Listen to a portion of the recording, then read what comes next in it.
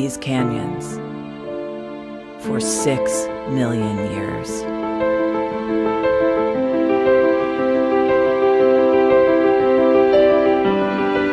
I have traveled from the Rocky Mountains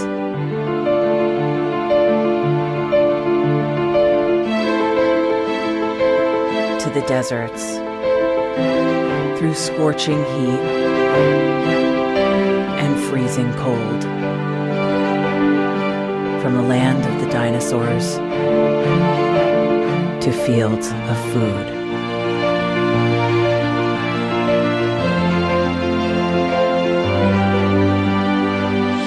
I lend my hand to 7 states, 2 countries, 9 national parks,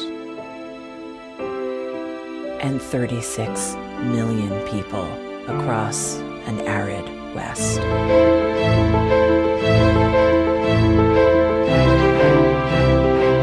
am not the strongest or the largest, but I am the hardest working.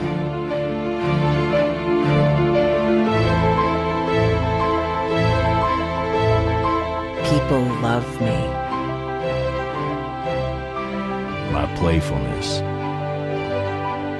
My beauty. my power,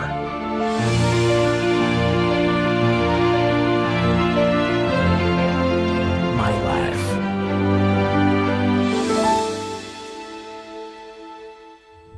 But I don't think I can offer any more. I am tired. I am tired, tapped, and tied.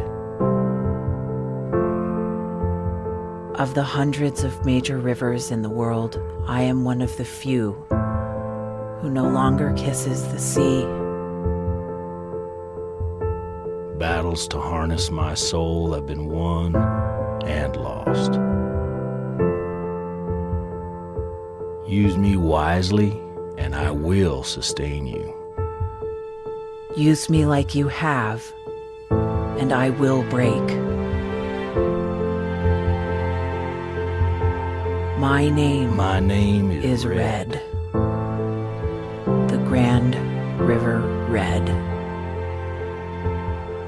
The American Nile. The Canyon Maker. I am the Colorado River. And I am the most endangered river in America.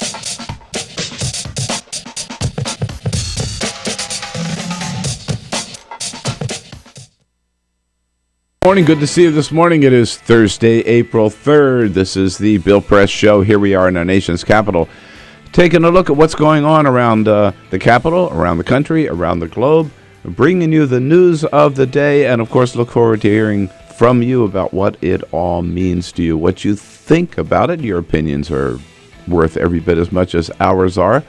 So give us a call at 866-55-PRESS. Send us your comments on Twitter at BP Show, or on Facebook at facebook.com/Bill Press Show. The big news of the day, of course, is if you are a billionaire, you have to love it.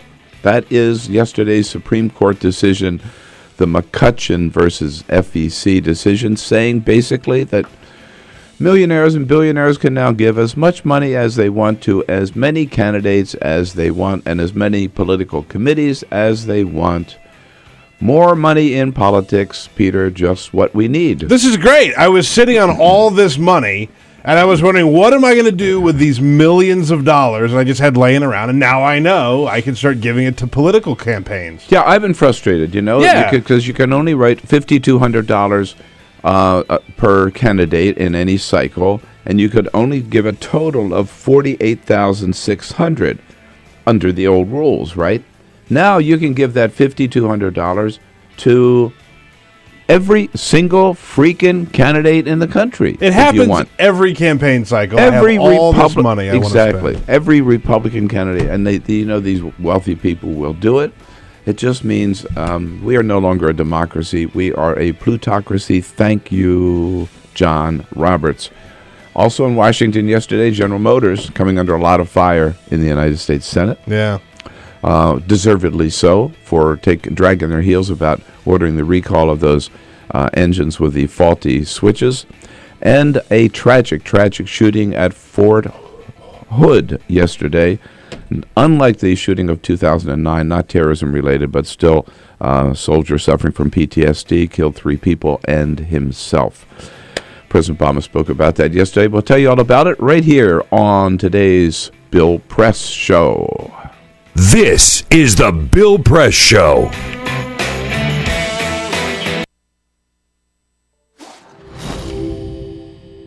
In the early 20th century, the war to end all wars didn't end war at all. It stoked the fires of change. A traumatized world was ripe for change. The world was ready for modernism. Modernists wanted to forget history, or at least reinterpret it. More than just a style, modernism applied to virtually all forms of creative expression. Innovative artists like Picasso, Escher, Dali, they all started looking at their world differently. Other artists tried painting light itself. These were the Impressionists. Surrealists went a bit further.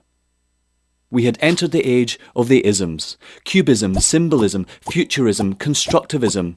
All these new modern ways of looking at the world blew people away. When it came to architecture, modernists were intrigued by emerging technology. Concrete, glass and steel featured heavily in their buildings. Modernists believed that they could design a better society. Ornamental indulgence was considered a frivolous waste of effort. They thought function should always dictate form, and that mankind's intelligence, creativity and capability for radical thinking should be celebrated. Take the Russian inventor Georgy Krutikov.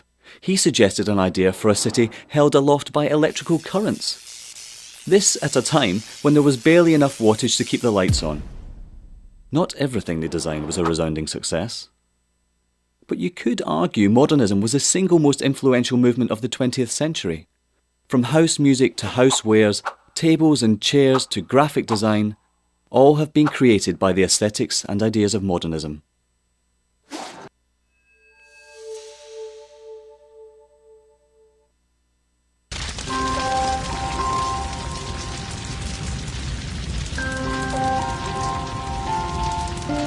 A single ember that escapes from a wildfire can travel more than a mile. That single ember can ignite and destroy your home or even your community. You can't control where that ember will land, only what happens when it does. Get Fire Adapted now at fireadapted.org.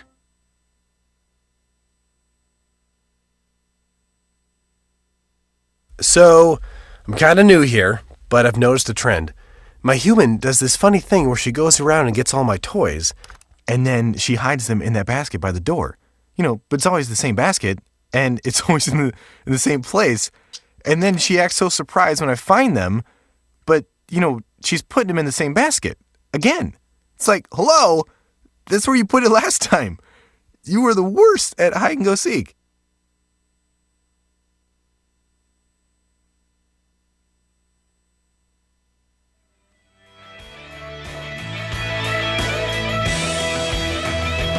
On your TV and online, this is the Bill Press Show. More money in politics. Just what we need. Hey, good morning, everybody. What do you say? Happy Thursday, April 3rd. And welcome to the Bill Press Show this Thursday morning. How about it? We are here in our nation's capital, Washington, D.C., looking at the aftermath of the Supreme Court's big decision yesterday on campaign finance spending. One of the big issues, just one of the big issues we'll be talking about and covering this morning with you and with all of our guests. Good to see you and good to have you with us this morning. Thank you for joining us on your local progressive talk radio station. Thanks for tuning in where you happen to be in this great land of ours. Thanks for watching on Free Speech TV, DirecTV Network. And also, thank you all around the world for joining us on our video stream at TawkrTV, youtube.com/TawkrTV. You can see some people leave their heart in San Francisco. I left half of my voice in Hawaii. This is what you get for lying in the sun for 10 days, I guess. Yeah, poor thing. Poor thing. Now it's just a matter of punishment, right? Yeah. We're just making you do this now because you were just in Hawaii. So, thank you for bearing with the scratchy voice. Sorry about that, but hurts me more than it hurts you. Peter Ogburn and Alicia Murphy. Good morning, guys. Good morning. Alicia. You guys get it together? There's Alicia. Yes, Alicia Cruz on the phones. And Cyprian Bolding hidden behind the video cam, doing a good job as always. You know what? Yesterday was a big day for Washington sports. How about Wizards? Yeah. Right? Wizards making details coming up. Okay, good. But for us laymen, they made the playoffs. They made the playoffs. Yeah. They made the playoffs. First time in... Playoffs? Ever? Since 2008. 2007, 2008 season. So it's been a while. Everybody very excited about that. And the Nats winning their second straight yesterday, right? They're undefeated. It's a streak. So far for this season. They play their first home game tomorrow, which will be a federal holiday, of course. Should be. Because nobody will be at their desk in Washington, D.C. They look damn good yesterday. I watched a good chunk of that game, and man, they look good. They looked good yesterday. Carol watched it. And final score was 5-1, I think, right?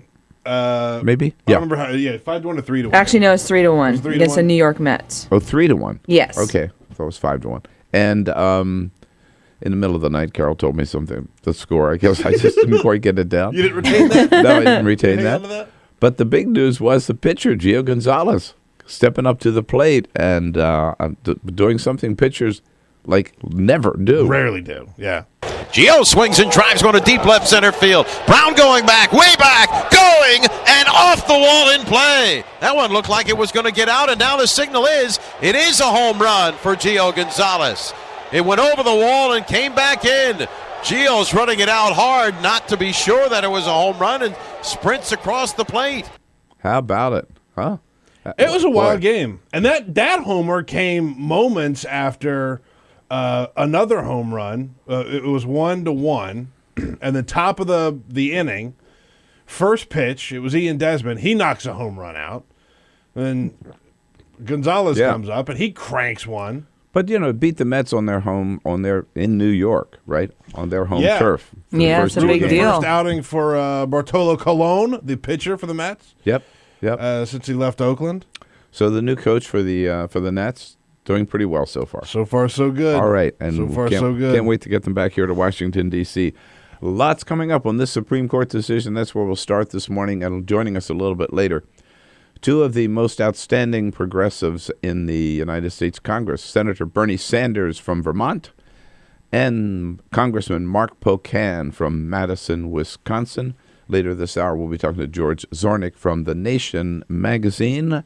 But first, this is the Full Court Press. Just a couple of other up stories. to you, Peter. Save the day here. Making news. I shall do my best, sir.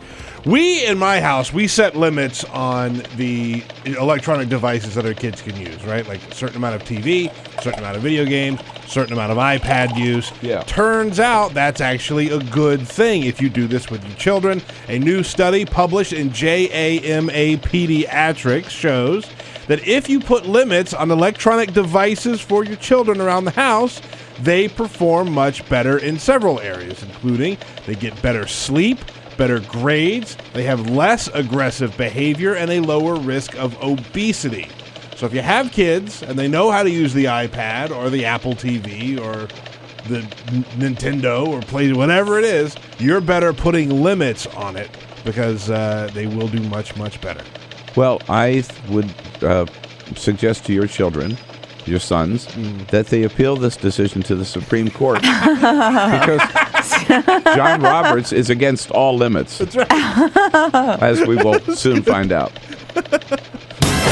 Well, where are the best restaurants in the world? Well, if you ask Elite Traveler and Elite Traveler magazine, they put out their list of the 100 best restaurants in the world. The way that they do this is they poll restaurant critics all over the planet, and they chime in on the best restaurants to go to. And number one, I would say Italy. I would say France. Right here in America. Oh, BS. Really? Alinea in Chicago. Shout out to WCPT. Yeah. Alinea is the number one according to restaurant critics. Number two, also in the United States, Danielle in New York. In New York, Danielle not Boulud. per se. Not per se. Per se is not on the top 10 for that matter. Whoa. Number 3 is the Fat Duck in the UK. 11, Madison Park in New York. Number 4, and Le Bernardin, also in New York. Rounds out the top 5. Number 8 on the list is La Pergola from Italy. So you've got Italy on the list. And Montmartre, next door here. Just outside the top. Why go to France? Yeah. How about that? And congratulations to the Washington Wizards. They beat the Celtics last night, 118-92. And that means they are going to the playoffs. It is the first time since the 2008 season that they're going, led by John Wall. They are going to head to the playoffs. So we'll have to wait and see who it is that they're going to play in the playoffs. But they are going to be there. All right.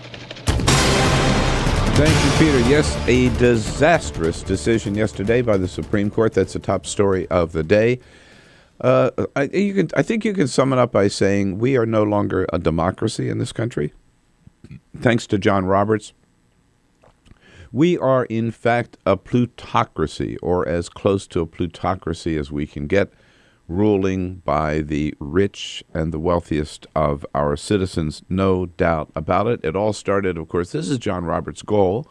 It started with Citizens United, where under a 5-4 decision, 4 years ago, they said, remember, the court said that corporations are people.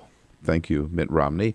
And corporations can, like people, give unlimited contributions to candidates and to political action committees.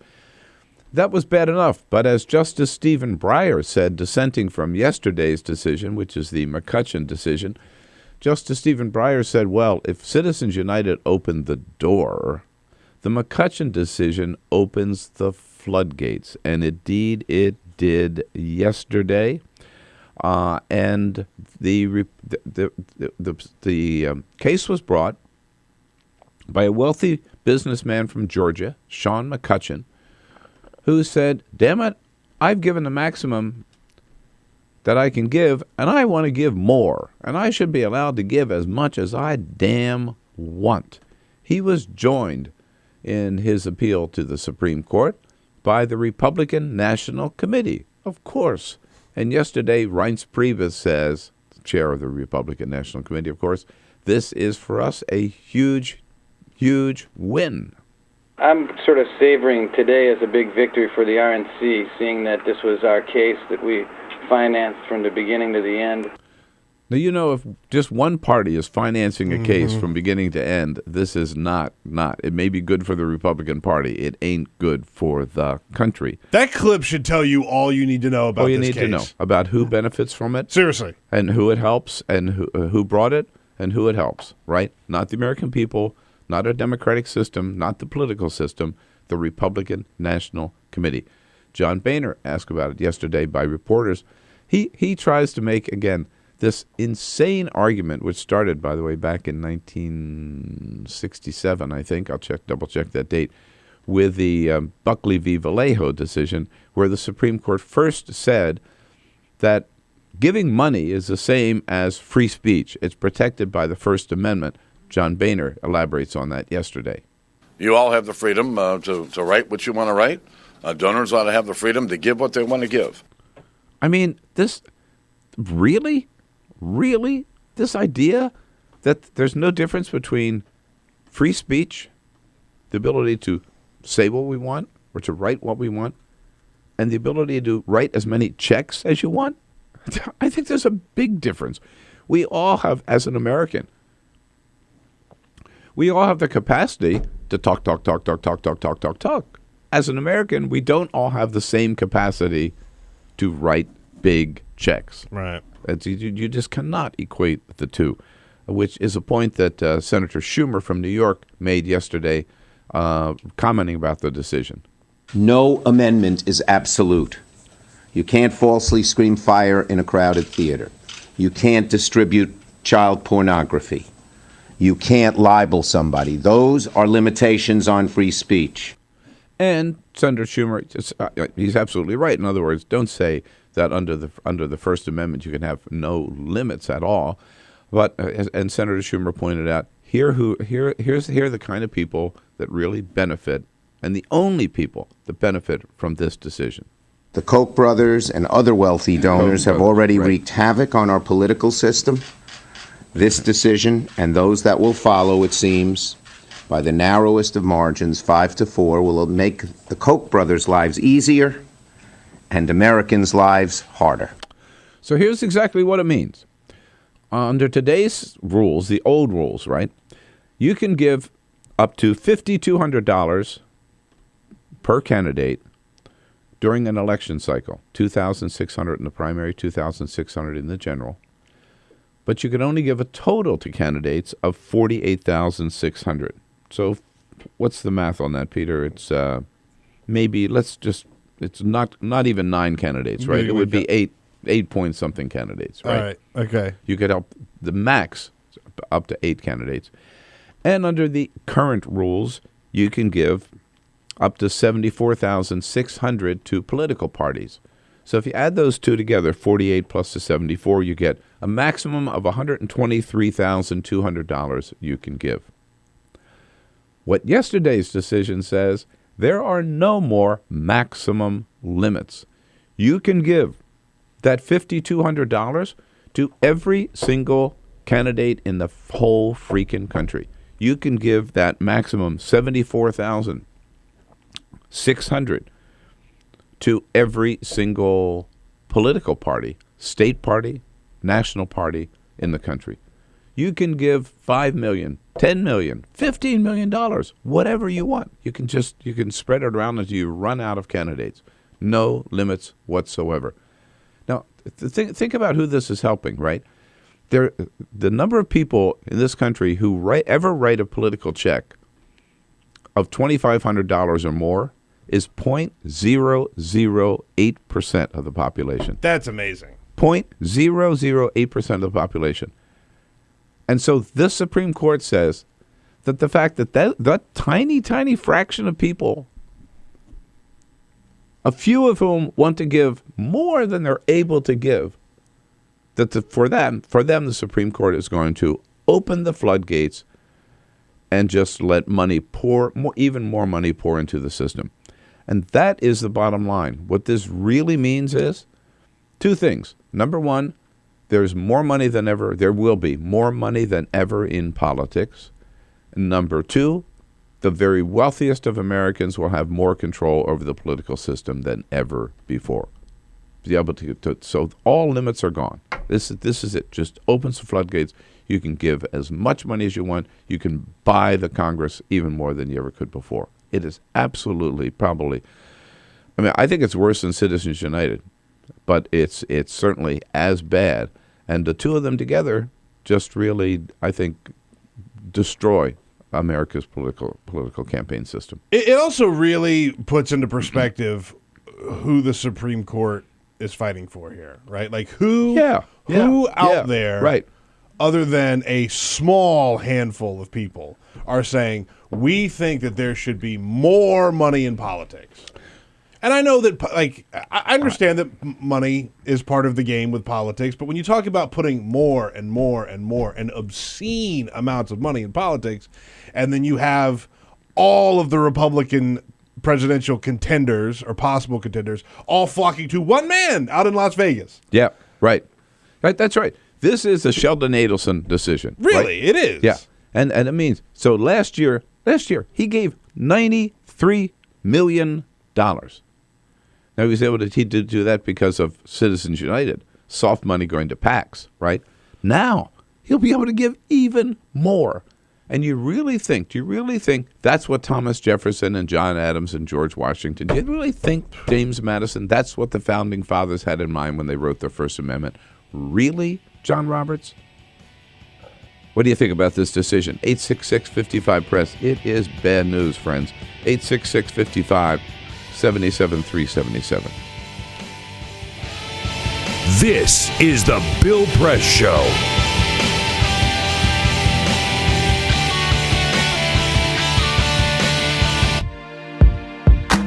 California, or the Golden State, has been in the midst of a 3-year drought, and this year, some scientists predict could be the driest in 500 years. Governor Jerry Brown declared a state of emergency in January and in February of this year. The world's 10th largest economy, California is also the United States' top agricultural producer. Half of all our fruits and vegetables come from California. The Golden State is not the only place on the planet struggling for this vital resource. In December 2013, the World Resources Institute found that 37 countries face severe water shortages. Free Speech TV would love to know what you think about this fight for water, especially if you're from the Golden State.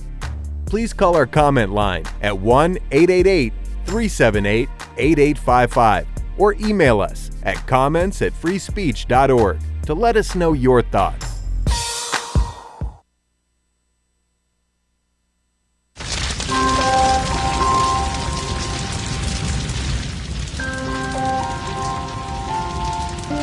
A single ember that escapes from a wildfire can travel more than a mile.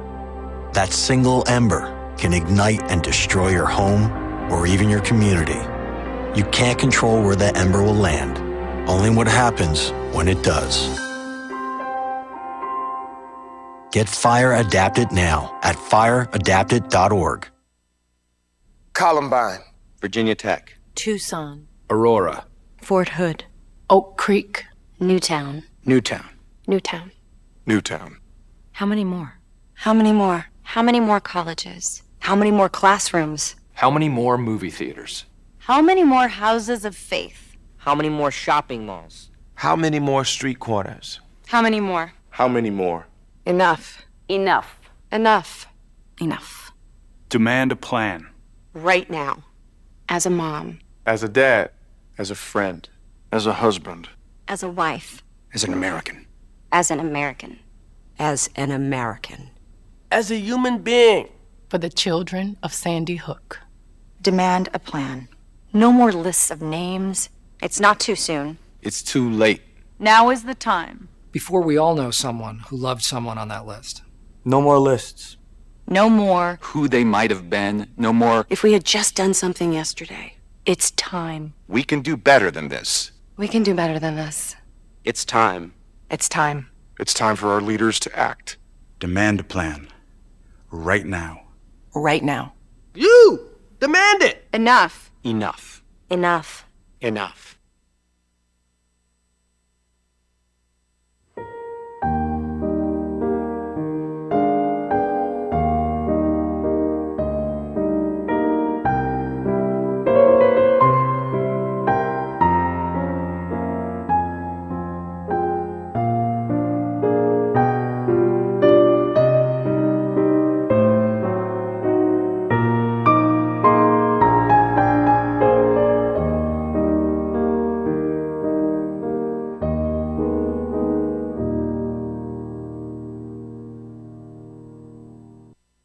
None of us would want to be told we can't marry the person we love. As Americans, we believe in freedom. That's what I fought for as a Marine, and that's what we believe in as Republicans. Freedom means freedom for everyone. I didn't used to understand the importance of same-sex marriage, but after learning my brother was gay, I wanted the same rights for him. He was the best man at my wedding, and I want to be the best man at his. It's only fair that Calvin should have the freedom to marry the person he loves, too. It's time for marriage.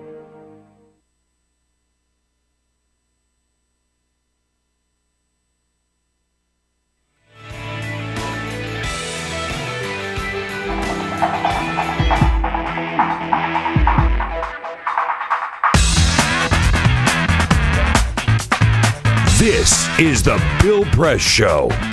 26 minutes after the hour, the Supreme Court takes away all limits on campaign contributions and says you rich people can give as much money as you want to as many candidates as you want. Just go for it. I mean, I don't know.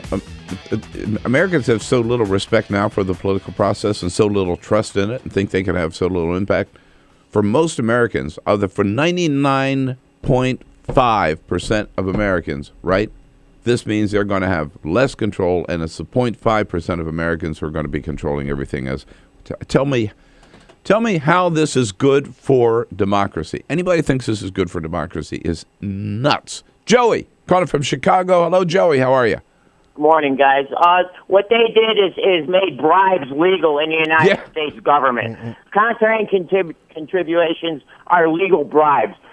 What they have done is made the rich people more powerful than ever. These veterans of the United States should be so frustrated. You don't have a say no more. Unless you're a CEO of a corporation or on the board or part of a country club that golfs 5 days a week, your rights have just been taken away from you. You should all be furious. It is time to revolt against the GOP. If we don't take back the country now, we're never going to get it back. Joey, go for it. Absolutely. Remember, this is the McCutcheon decision. It was brought by the Republican National Committee. Tells you, as you said, Peter, everything you need to know about this decision. Yeah. Up in Oxford, New Jersey. Hello, Julie. Good morning. Oh, good morning, Bill. I'm a little nervous. I've never been on the air before. Go ahead. Yeah, I heard, I don't know if it was a Tom Hartman show or what, that President Jackson or either Thomas Jefferson or him, that happened at their time, too, with the judges, with the money. And he said, no way are they going to let the judges decide this. And he used his executive order. So why can't Obama do that? Well, there are limits to executive orders, Julie. I didn't hear the comment that you're talking about, but, there are three branches of government. The Supreme Court, this time, is the Bill Press Show. This is my computer. This is your computer. Let's go on the internet. Let's go. Click it. Yes. Okay. I cursor in between the R and the E. Pressing down, I want you to just push the period. She's gonna love me all over again. That's it. Jamaica, here you go. Here we go. Good job. Thank you. And I did it by myself. Feel smarter. So, I'm kind of new here, but I've noticed a trend. My human does this funny thing where she goes around and gets all my toys, and then she hides them in that basket by the door. But it's always the same basket, and it's always in the same place. And then she acts so surprised when I find them, but, she's putting them in the same basket. Again. It's like, hello? That's where you put it last time. You were the worst at hide and go seek.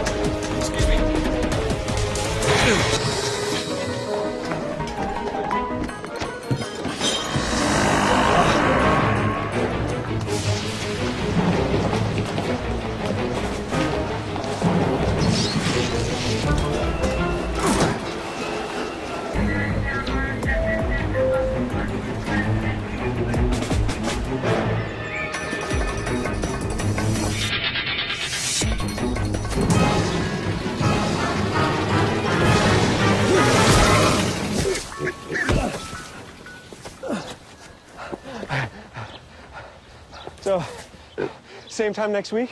Well, of course. Put away a few bucks, feel like $1 million. For free tips to help you save, go to Feed the Pig.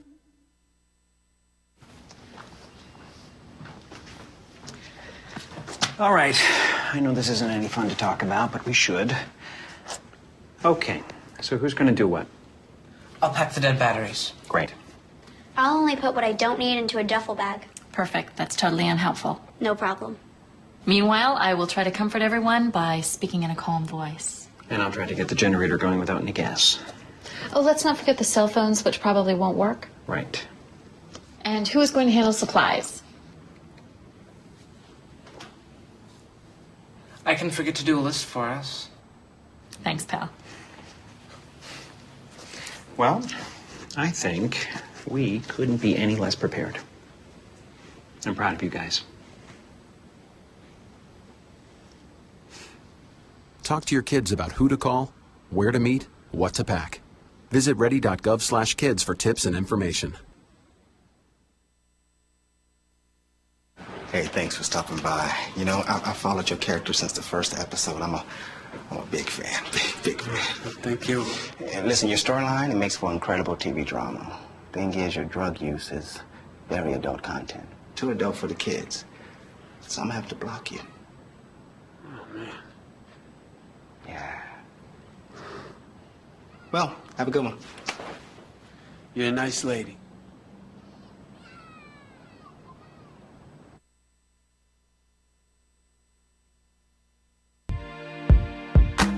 California, or the Golden State, has been in the midst of a 3-year drought, and this year, some scientists predict could be the driest in 500 years. Governor Jerry Brown declared a state of emergency in January and in February of this year. The world's 10th largest economy, California is also the United States' top agricultural producer. Half of all our fruits and vegetables come from California. The Golden State is not the only place on the planet struggling for this vital resource. In December 2013, the World Resources Institute found that 37 countries face severe water shortages. Free Speech TV would love to know what you think about this fight for water, especially if you're from the Golden State. Please call our comment line at 1-888-378-8855 or email us at comments@freespeech.org to let us know your thoughts.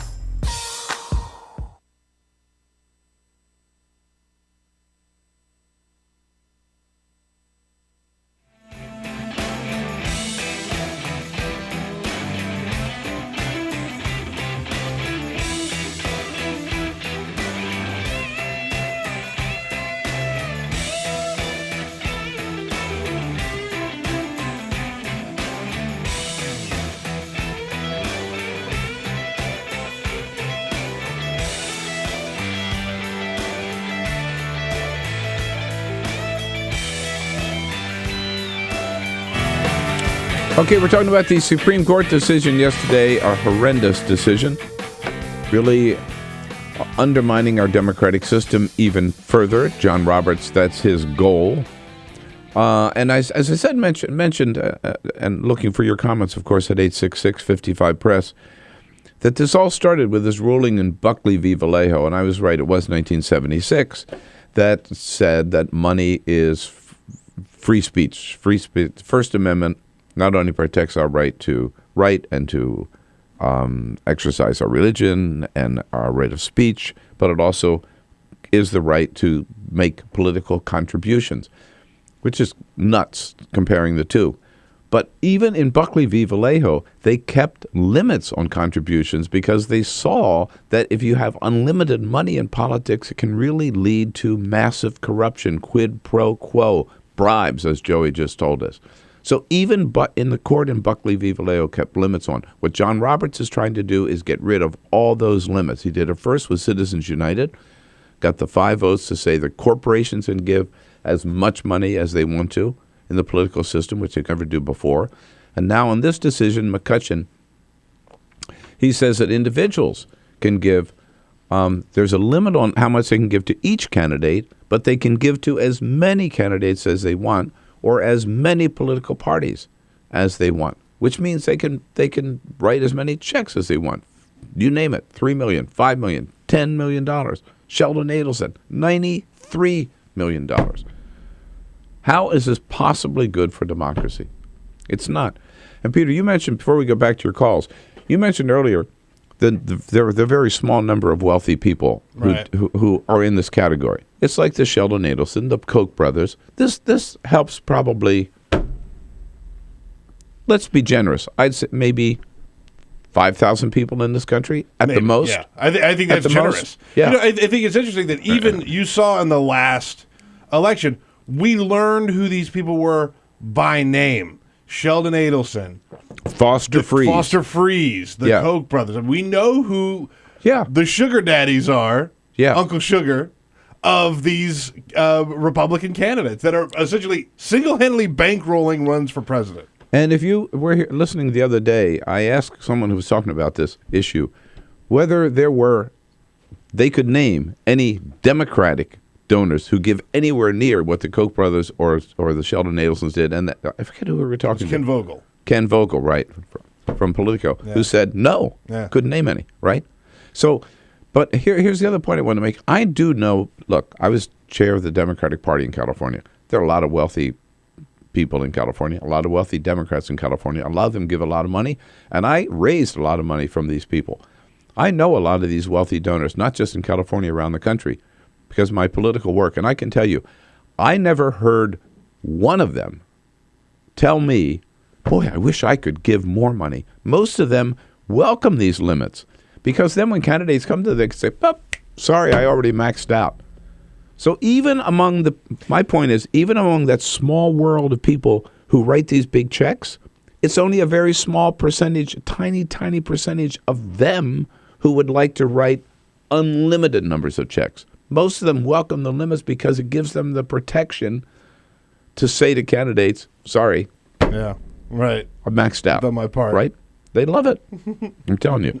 This is perverse, and it does lead to more corruption, I think. But even if it's not a real quid pro quo, it undermines people's faith in the political process, and it means that the wealthiest of Americans will have more control over the political process than ever before, and that hurts this country. Kent is calling from Fair Bluff, North Carolina. Hello, Kent. Good morning. Good morning. Good morning, Mr. Press. Bill, thank you. Bill, I totally disagree with the decision.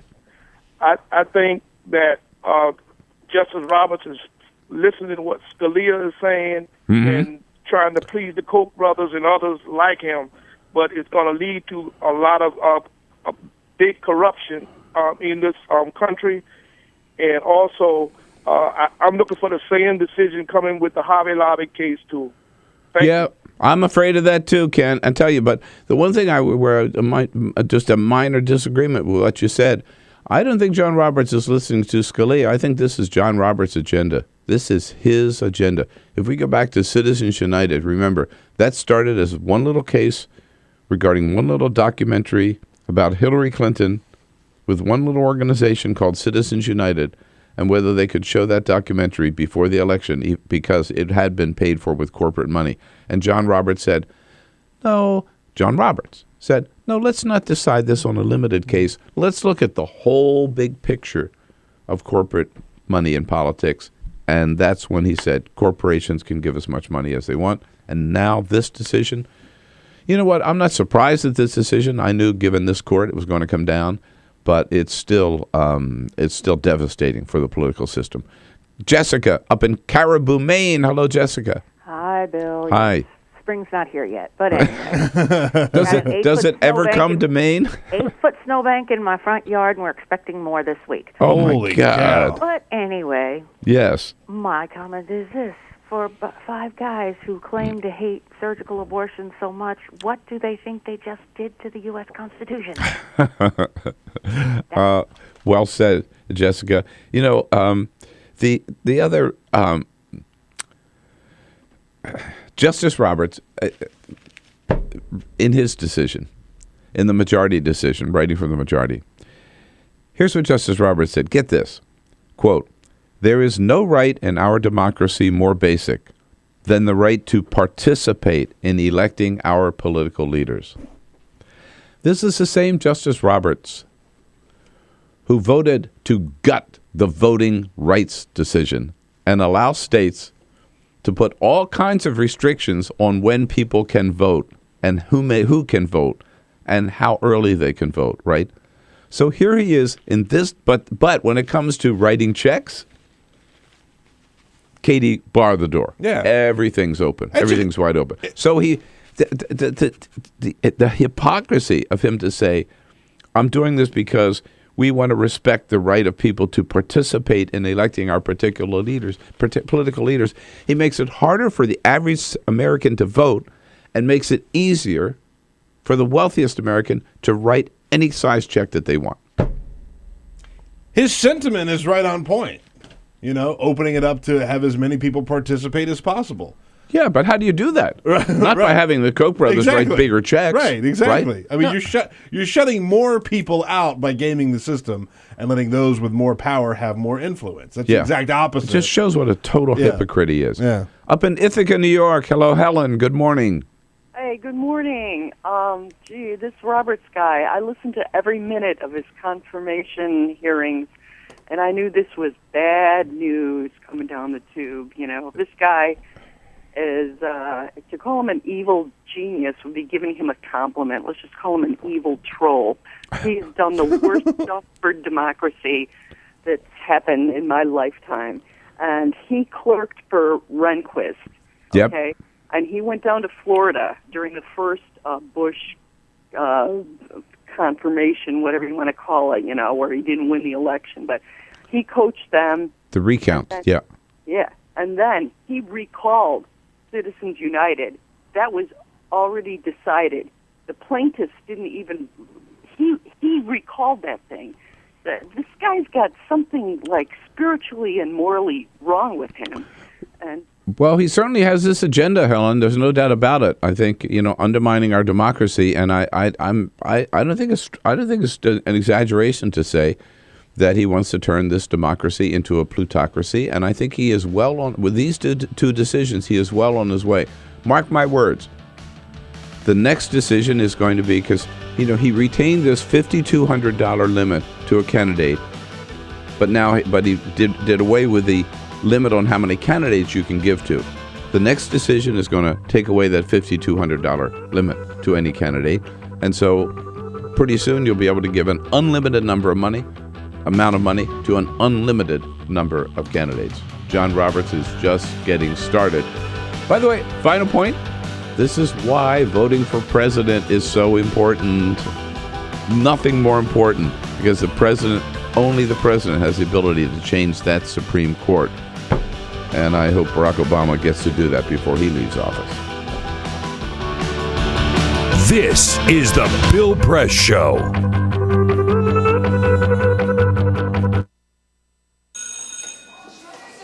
Don't look at me. Your hair's a bit frizzy today. Oh, you should pick that up.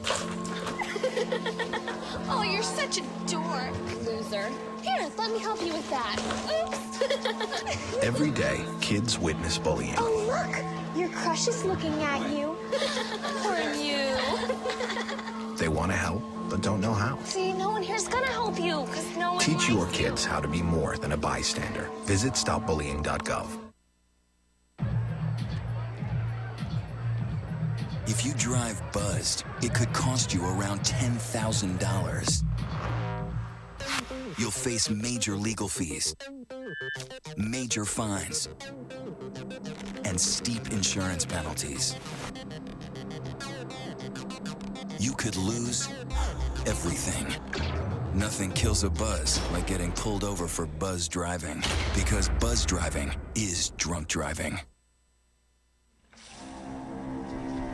When some people struggle with their mortgage payments, they become frozen, petrified.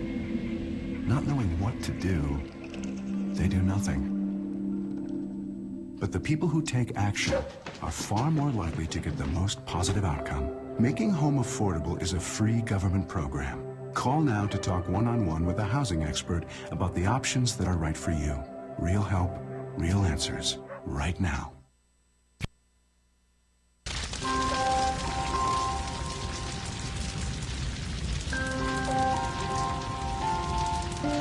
A single ember that escapes from a wildfire can travel more than a mile. That single ember can ignite and destroy your home or even your community. You can't control where that ember will land, only what happens when it does. Get Fire Adapted now at fireadapted.org.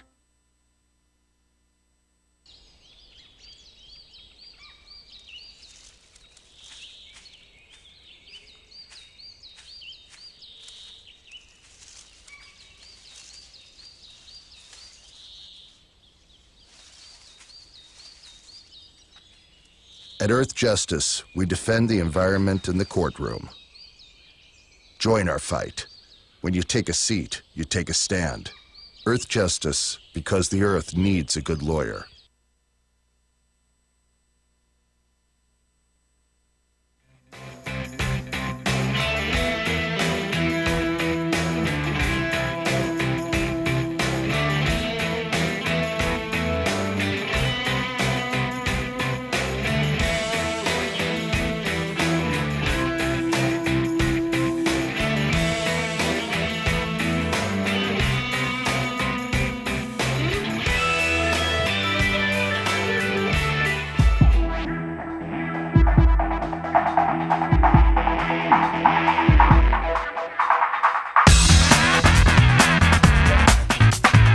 Seen on Free Speech TV and online on TawkrTV. This is the Bill Press Show.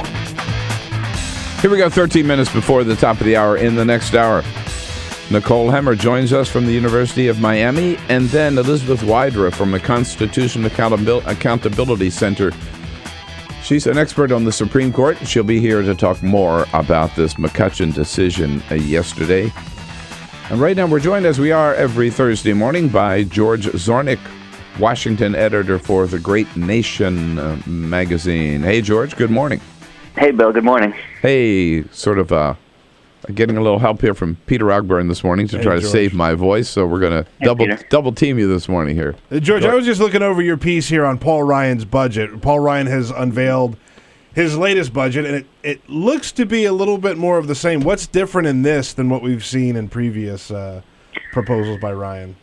Well, you know what's interesting is that he, for a minute there, he kind of dropped his privatized Medicare scheme because I think it felt a little bit too hot for TV. He's back on that again, which is an interesting decision heading into the elections this year. You know, I read this morning that a much larger percentage, which you might expect, a much larger percentage of the midterm voters are over 50 than they are during the presidential election. So that's something that Democrats, I think, are really eyeing heading into this fall, and they're kind of thanking Ryan for introducing this privatized Medicare plan, because they're going to go out there and hit the trail, and they're going to tell these majority voters who are over 50 in the midterms, and they're going to say the Republicans are coming after your Medicare.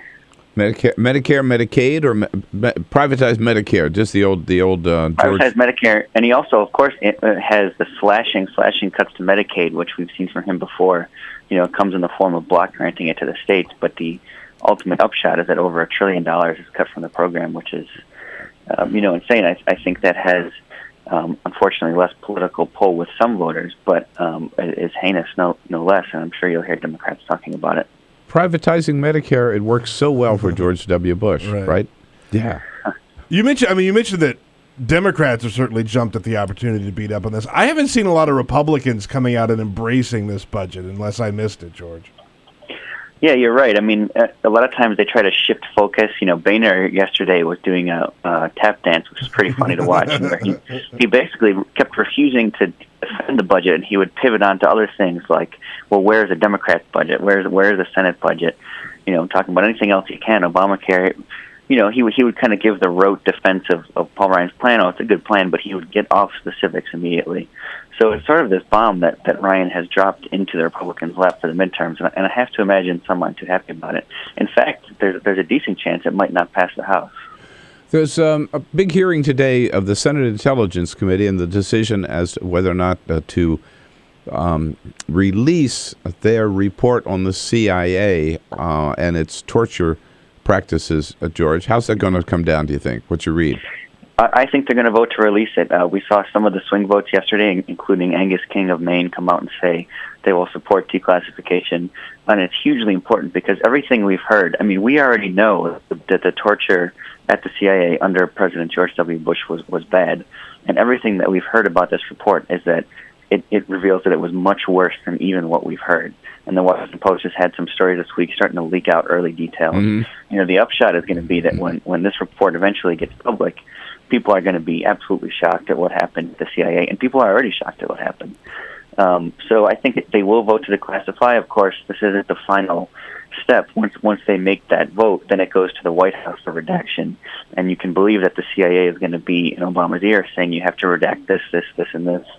And so that's where the next battle is going to be. Right. But, yeah, from what what is leaked out, the report says we tortured more people than we were told, right? We used more abusive torture methods than we were told, and we gained a lot less valuable information, if any at all, than we were told. So they not only did this, but they lied to the public and the Congress and everybody else about it.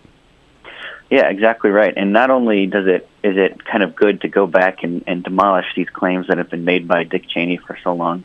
It's not just good because you get to kind of, serve them their comeuppance, but it's important for the country going forward that it's totally public what we did during this time, and totally public not only how horrific it was, but like you say, how ineffective it was, so that in the future, should anything like this be considered again inside the government, it will be a matter of public outrage that people say, no, we've been there, we've done that. So sunlight in this case will definitely be the best disinfectant. Finally, we're going to see any action from the Senate about unemployment insurance? Finally. Yeah, I expect them to pass that today. Every indication so far has been they've had a couple of test votes, procedural votes, and they've gotten over the 60 that they needed. So I think we'll see it, whether, now the pressure is on John Boehner to get something done. And frankly, that's another thing coming into the elections that's going to be, I think, Democrats, you'll hear them talking about. If even on a narrow bipartisan basis, the Senate votes to extend these benefits, if the Republican House refuses to do so, that's something you're going to hear on the campaign trail this fall. Yeah, absolutely. Hey, George, always good to have you with us. Thanks so much for joining us again this morning. Thanks for having me. Talk to you guys soon. The Nation magazine, folks. I've been a subscriber for many years. You should be, too. It is our liberal progressive Bible. I trust everything you read in The Nation. TheNation.com. Check it out. We'll be right back. This is the Bill Press Show. It is possible to read the history of this country as one long struggle to extend the liberties established in our Constitution to everyone in America. In other words, who, according to our laws and culture, gets to be considered a person? The law creates legal personhood, and movements create law and change culture. So, how have the courts passed laws to shape our culture? That history goes way back before Citizens United. 1819, Dartmouth College versus Woodward, Supreme Court case, turned a corporate charter from a government-granted charter to a contract. This ruling gave corporations standing within the Constitution. 1886, Santa Clara County versus Southern Pacific Railroad. Though the court did not rule on corporate personhood, the decision was subsequently cited as a precedent to hold that a private corporation is entitled to the same 14th Amendment rights of due process and equal protection as human beings. This makes it impossible for us to make laws that treat local businesses any differently than giant multinational corporations, even if their business practices are deemed to be harmful to workers, the environment and communities, or if they have a history of violating the law. Hale versus Henkel, 1906. The court granted corporations the Fourth Amendment search and seizure protection. Dodge versus Ford Motor Company, 1919. The Michigan Supreme Court says the business corporation is organized and carried on primarily for the profit of the stockholders. Stockholder primacy is established. The purpose of the corporation, according to the court, is no longer to serve the public good, as it had been. It is now to maximize profit for shareholders above all else. Pennsylvania Coal Company versus Mahon, 1922. Corporations get the Fifth Amendment takings clause, meaning if you pass a regulation that impacts a corporation's ability to make a profit, that is deemed a taking, and they can sue for the right to future profits lost. This creates a chilling effect, and local and state governments become much more hesitant to pass laws in the public interest for fear that corporations can claim loss of potential profits that cities and states will be on the hook to pay. Buckley versus Vallejo, 1976. The Supreme Court rules that spending money to influence elections is protected under the First Amendment, in effect saying that money is speech. Citizens United versus Federal Election Commission, 2010. Today, the Supreme Court of Chief Justice John Roberts declared that because of the alchemy of its 19th century predecessors in deciding that corporations had all the rights of people, any restrictions on how these corporate beings spend their money on political advertising are unconstitutional. The court's ruling threatens to undermine the integrity of elected institutions across the nation. It's a rejection of the common sense of the American people.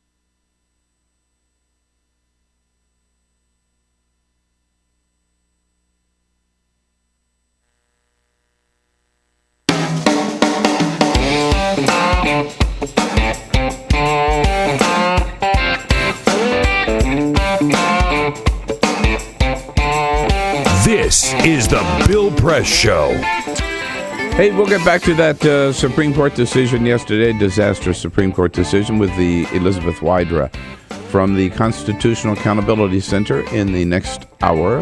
Meanwhile, Peter, Bill, don't get Senator Bernie Sanders coming up a little bit later and Congressman Mark Pocan. That's right. Bill, where will the Republicans have their national convention? Vegas. Well, they narrowed it down to the final list of contenders yesterday. Here are the finalists: Cincinnati, Ohio; Cleveland, Ohio; Dallas, Texas; Denver, Colorado; Kansas City; and Las Vegas is still on the list, baby. Still on the list? They're still. I think everybody's waiting to see if they can actually pull it off in Las Vegas. That little sleepy town, I think, should be able to handle the convention. It could handle the convention, but can the Republicans handle Las Vegas? Very good question. Oh, man, I would love to see those Republicans in Las Vegas. Yeah. I'll bet you they go to Ohio.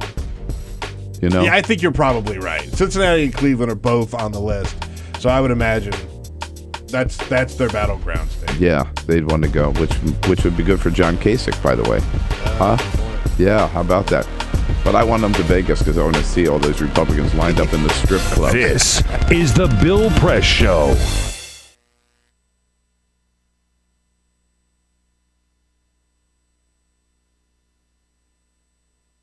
So, I'm kind of new here, but I've noticed a trend. My human does this funny thing where she goes around and gets all my toys, and then she hides them in that basket by the door. But it's always the same basket, and it's always in the same place. And then she acts so surprised when I find them, but, she's putting them in the same basket. Again. It's like, hello? That's where you put it last time. You were the worst at hide and go seek.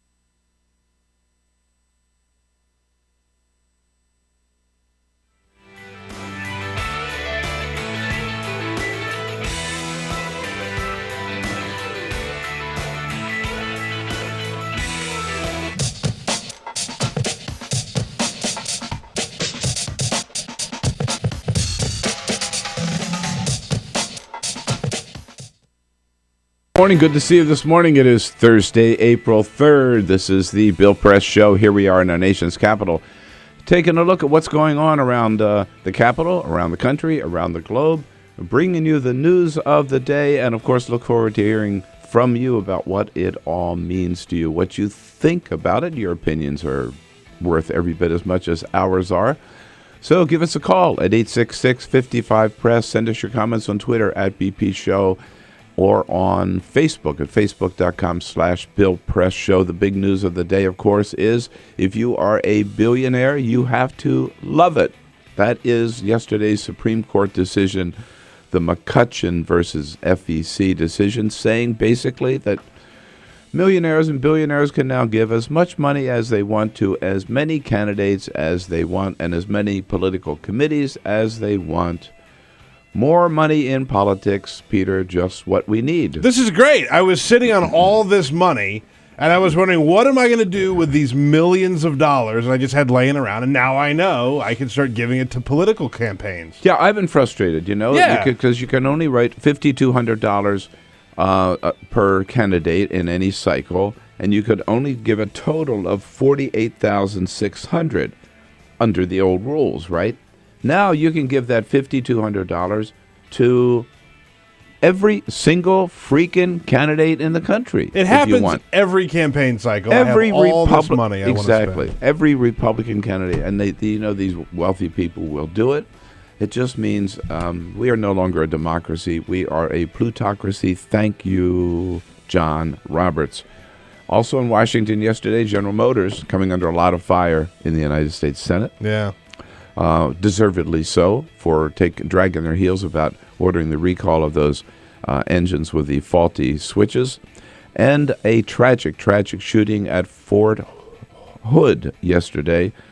Unlike the shooting of 2009, not terrorism related, but still a soldier suffering from PTSD, killed 3 people and himself. President Obama spoke about that yesterday. We'll tell you all about it right here on today's Bill Press Show.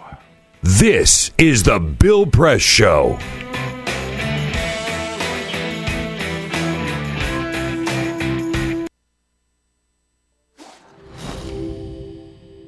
In the early 20th century, the war to end all wars didn't end war at all.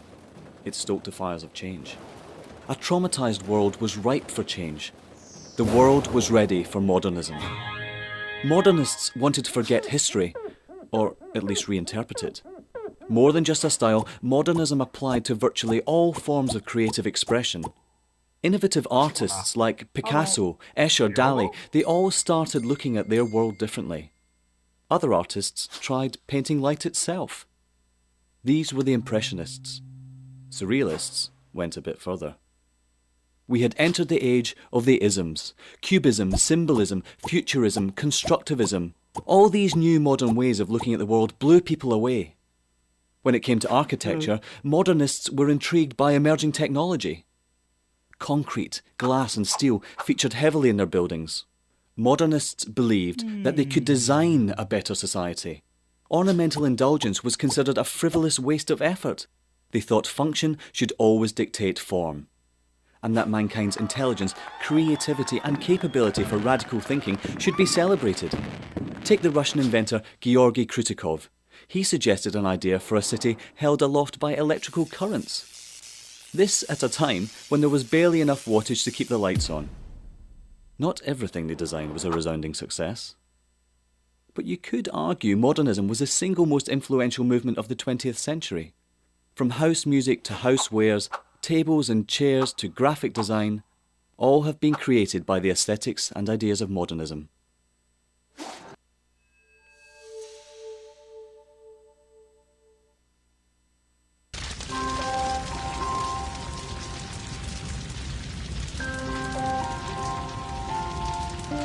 A single ember that escapes from a wildfire can travel more than a mile. That single ember can ignite and destroy your home or even your community. You can't control where that ember will land, only what happens when it does.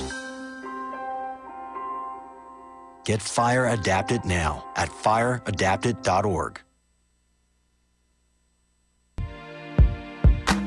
California, or the Golden State, has been in the midst of a 3-year drought, and this year, some scientists predict could be the driest in 500 years. Governor Jerry Brown declared a state of emergency in January and in February of this year. The world's 10th largest economy, California is also the United States' top agricultural producer. Half of all our fruits and vegetables come from California.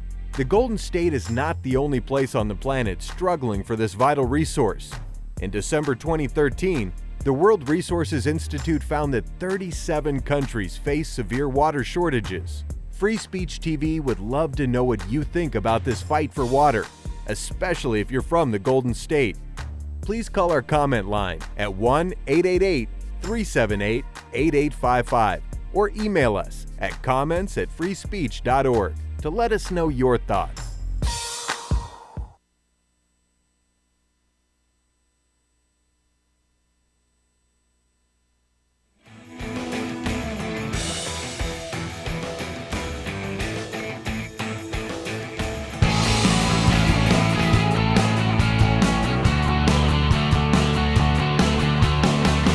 Broadcasting around the nation, on your radio, on your TV, and online. This is the Bill Press Show. Hey, get out your checkbooks. The Supreme Court yesterday said you can write as many checks to as many candidates as you want. This is good for democracy? No, it's not. Hey, good morning, everybody. What do you say? Thursday, April 3rd. Good to see you today. Welcome. Welcome to the program, The Bill Press Show. We are coming to you live from our nation's capital and our studio right here in the heart of the action on Capitol Hill. Keeping our eye on what's going on at the White House, at the Capitol building, across the street, at the Supreme Court, around the country and around the globe. We'll tell you what's going on. You tell us what it means to you. Give us a call at 866-55-PRESS. Send us your comments on Twitter at BP Show and on Facebook at facebook.com/Bill Press Show. Peter Ogburn and Elisa Murphy. Hello, guys. Hey. Good morning. I'm glad you both have a voice because I don't. It's getting there. Yeah. It's warming up. I think that magical tea is helping. Your medicine is working. It's kicking in, sir. I don't feel it. I don't hear it either. Alicia Cruz is here on the phones and Cyprian Bolding on the video cam because we are not only on your local progressive talk radio station, we are on Free Speech TV. We got a satellite dish. Check it out, the Dish Network, and on our video stream. All around the world, our video stream at TawkrTV, TawkrTV, youtube.com/TawkrTV.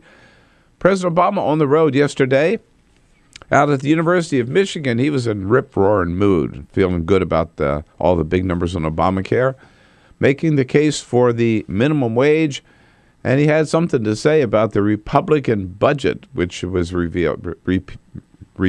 unveiled, if you will, by Congressman Paul Ryan a couple of days ago. President Obama had stopped at a famous deli in Ann Arbor. Zingerman's. Yes, very famous. Zingerman's. On the way to campus. He had a Reuben sandwich. Damn right he did. Yep. And so he said, if this Paul Ryan budget were for sale at Zingerman's, well, let him tell it. If they tried to sell this sandwich at Zingerman's, they'd have to call it the stink burger. Or the mean witch. The mean witch. Stink burger, but it reminded us of something that Congressman Emanuel Cleaver said a few years ago. He was talking about another Republican plan. We don't know the details, and until we see the details, we're going to be extremely non-committed, but on the surface, it looks like a Satan sandwich.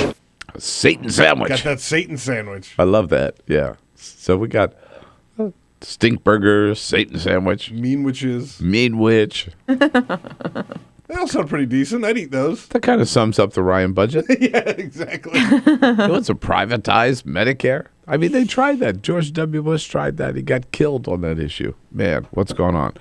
Coming up, the great Bernie Sanders, senator from Vermont, will be joining us, as well as the progressive leader in the House, Mark Pocan, freshman congressman, already making a big mark from Madison, Wisconsin. We'll start off this hour with Nicole Hemmer from the University of Miami and U.S. News and World Report. But first, this is the Full Court Press. Yes, indeed. Just a couple of other stories making news. Here's a story with a happy ending. Willie Nelson and his band played in Las Vegas earlier in the week, and his onstage mascot, a stuffed armadillo named Old Dillo, went missing. They couldn't find it. Their road crew called the hotel that they had performed at, asking to scour surveillance footage, see if anybody had taken the armadillo. Well, the hotel manager said that he got a call to meet him outside. He met him outside, and a very distraught man handed him a shoebox, and inside the shoebox was Old Dillo. Willie Nelson was reunited with the armadillo yesterday. All's well, then. All is well in Willie Nelson world. Yesterday, Amazon unveiled their next game-changing device. It is the Fire TV. It is the set-top. It's kind of like Apple TV. It's going to allow you to use the internet to access new content. You're going to be able to watch Amazon videos, and download music, and read books, and all that type of stuff. Plus, something that you can do on this is download games. You could game but like it uses it as a gaming console as well. It's $99. You can buy it starting yesterday. Available at Amazon.com. And what are they calling it? Fire TV? Fire TV. Fire TV. TV. And they'll deliver it by drone. That's it. That's right. That's right. Yep. And the latest Whole Foods opening up in Houston is going to have something different than a lot of other Whole Foods. A lot of Whole Foods sell beer now. Some of them can't, but a lot of them do. Most of them do. This latest one is going to brew their own beer. It's the latest idea from Whole Foods, and they admitted that they are going to actually start brewing beer in a lot of their new stores. It's the Whole Foods brand beer. So you can look for that in your Whole Foods. That's a really good idea because a lot of people eat at Whole Foods, so it has kind of that restaurant ambiance. And a lot of them sell craft beer and micro beers and things like that from your area, so the fact that they're making it. But this is not, they're not going to brew it like somewhere and then sell their own brew in all their stores. They're going to individually, each store will have its own brew. Is that it? Well, I'm not sure if each one is going to have their own brewery, but they are going to start putting them in more of them and then sell them sort of throughout that region. So they're going to sell it in this Houston area, and you'll be able to buy it in other stores around there. They'll do well with that. I think they will. Absolutely. And I hope you like paying $20 a bottle for beer. Yeah, because that's what you'll be paying. Won't be cheap, yeah. But it's a great chain. Oh, yeah. Great, shopping at Whole Foods. I love it. By the way, if you go to New York, the Whole Foods at Times Square, not Times Square, at Columbus Circle. Oh, my God. In the Time Warner building. Yeah. Unbelievable. I'm sure it's a wonderland. Absolutely. Lots going on with the Supreme Court decision yesterday with the big enrollment numbers on Obamacare this week. Big debate over free speech. Lots of things to check in on with Nicole Hemmer. She is a writer for U.S. News and World Report and a professor down at the University of Miami, joining us on our news line again this morning. Hello, Nicole. How are you? Hi, Bill. I'm doing great. How are you? Good. Good to talk to you. So some big news about Obamacare this week. Were you surprised that they hit that 7 million figure? I have to say, I was pretty shocked that they managed to squeak it in there, but it's an impressive comeback from as we all know, a pretty shaky launch. Yeah, it's sort of kind of as President Obama said in the Rose Garden, and I was there the next day. The whole effort, the whole idea that the Republicans are going to be able to repeal Obamacare kind of disappears when you see those numbers, doesn't it? Absolutely. I mean, it's one of those things where the last several months, the big argument about Obamacare shifted from being about Obamacare and more about enrollment and the rollout and all of this. And now that that's off the table, now it becomes really difficult to have any sort of extensive repeal or anything like that. And the other question, and I know it's one you've talked about, is if they're going to repeal it, what are they going to replace it with? What is the Republican alternative? So there are some principles that Republicans have committed themselves to, things like reforms for doctors, how they're paid for the Medicare system, how they can defend against lawsuits. But there's no single Republican plan. So they have sort of a list of principles, but when it comes down to putting it together, hammering out the nitty-gritty, that hasn't ever really come together. I mean, no. I mean, they haven't done that, right? And that's right. And the Affordable Care Act has been the law of the land for 4 years. So, like, really? What are they waiting for? I mean, if they were going to really come up with an alternative plan. They have to. I mean, they've been able to sort of ride repeal for several years now, and now that that's more or less off the table, there's not a lot that they have left to fall back on. I think you're right about that, and they're going to discover that in this campaign season. Hey, Nicole, it's Peter. Hi, Peter. How you doing? Thanks for coming on. I wanted to ask you about your latest piece on usnews.com about the free speech debate going on in Australia right now, because here in America, we obviously are used to having a certain standard for free speech, but that might not be the case everywhere else. That's right. So there's a new debate going on. There's a new government in Australia that just came into power at the end of last year, and it's a more conservative government. And one of the things they're looking to do is to revise what's known as the Racial Discrimination Act. And basically, as the Attorney General of Australia put it, they're putting forward the notion that people have the right to be bigots.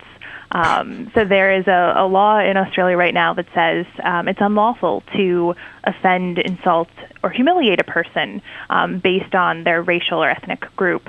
And, here in the U.S., as we Well, people absolutely have the right to be bigots. It's something that the Supreme Court has defended vociferously.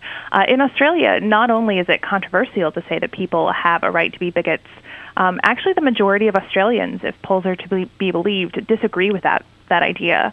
It's a much different approach to how the understanding of speech rights are constructed, right? There's more of a role for the effect of speech on society as opposed to the protection of speech for individuals.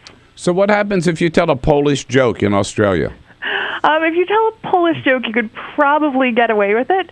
But if you were to be found to offend somebody, if you were to make that statement publicly, and that could be either in public or it could be on Twitter or Facebook, you could actually be brought up on charges under the Racial Discrimination Act, a section called 18C.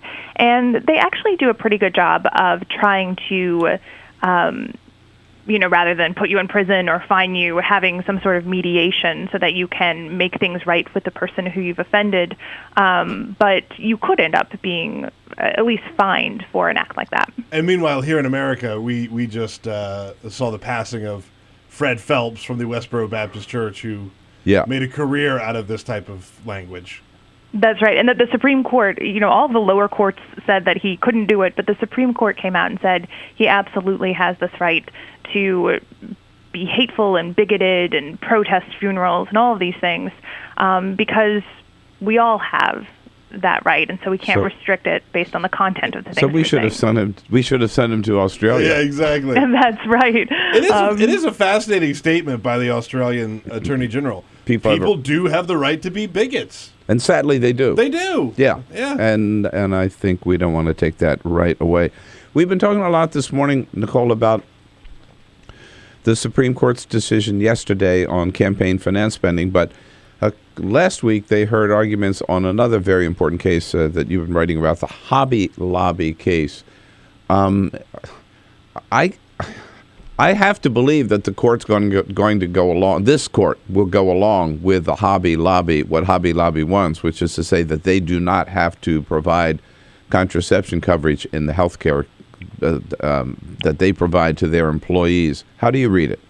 So that has been the response of a lot of court observers, that the court is going to go with Hobby Lobby. It is baffling that they would side with Hobby Lobby on this. The court has a long history of making a clear distinction between nonprofit organizations, which do have more protections for the creators or the founders' individual beliefs, and for-profit organizations, which have to abide by civil rights laws, discrimination laws, all of these different things. So good point. Yeah. It would be such a huge shift in precedence to say that a for-profit company has the right to impose its religious values on its employees and therefore, not go along with something that the Supreme Court has already said is lawful, which is this new health insurance law. But isn't the ultimate decision the individual who has that health care policy, whether she wants to take advantage of the contraception, availability or not, right? Well, that's exactly right. And it's, in a way, it's weighing individual rights, but a corporation, again, isn't, whatever else may be said, it's not an individual that has protected rights in the same way that an actual individual does. It's a fictional individual, and a fictional individual's religious beliefs is not as important as a real person's religious beliefs or individual rights. I don't know that Mitt Romney would agree with you on that, because corporations are people, right? Well, fortunately, he's neither on the Supreme Court nor in the White House. So. Yeah. When are they expected, do we know, to rule on the Hobby Lobby thing? Well, I would expect that we'll hear in June or July, like we do with most Supreme Court cases. There's no doubt in my mind that they won't kick this down into another session. They'll hand down a ruling in the summer. Yeah, I'm just girding myself for the worst after what happened yesterday. Nicole, good to be back in touch with you. Thanks so much for joining us again. Thanks for your good work at the University of Miami and at U.S. News and World Report. We'll talk to you again soon. Thanks, Nicole. Thanks for chatting.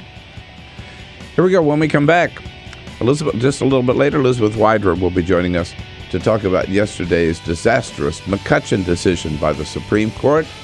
Money, money, money, money in politics more than ever before.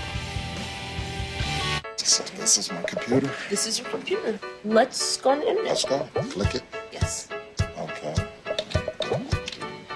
I cursor in between the R and the E. Pressing down, I want you to just push the period. She's gonna love me all over again. That's it. Jamaica, here you go. Here we go. Good job. Thank you. Thank you. And I did it by myself.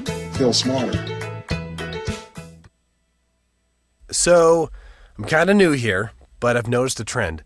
My human does this funny thing where she goes around and gets all my toys, and then she hides them in that basket by the door. But it's always the same basket, and it's always in the same place. And then she acts so surprised when I find them, but, she's putting them in the same basket. Again. It's like, hello, that's where you put it last time. You were the worst at hide and go seek.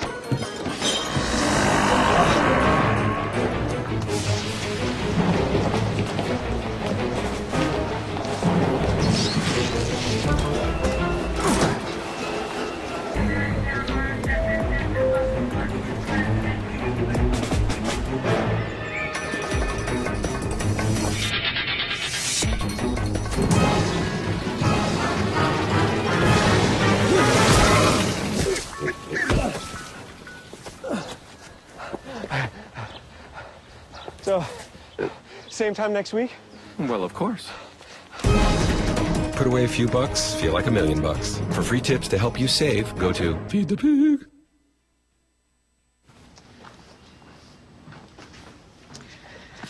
All right. I know this isn't any fun to talk about, but we should. Okay. So who's going to do what?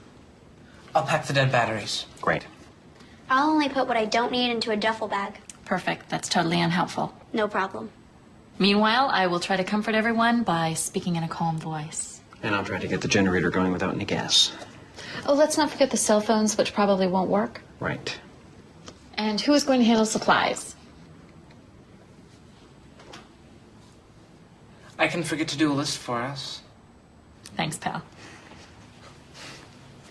Well, I think we couldn't be any less prepared. I'm proud of you guys. Talk to your kids about who to call, where to meet, what to pack. Visit ready.gov/kids for tips and information.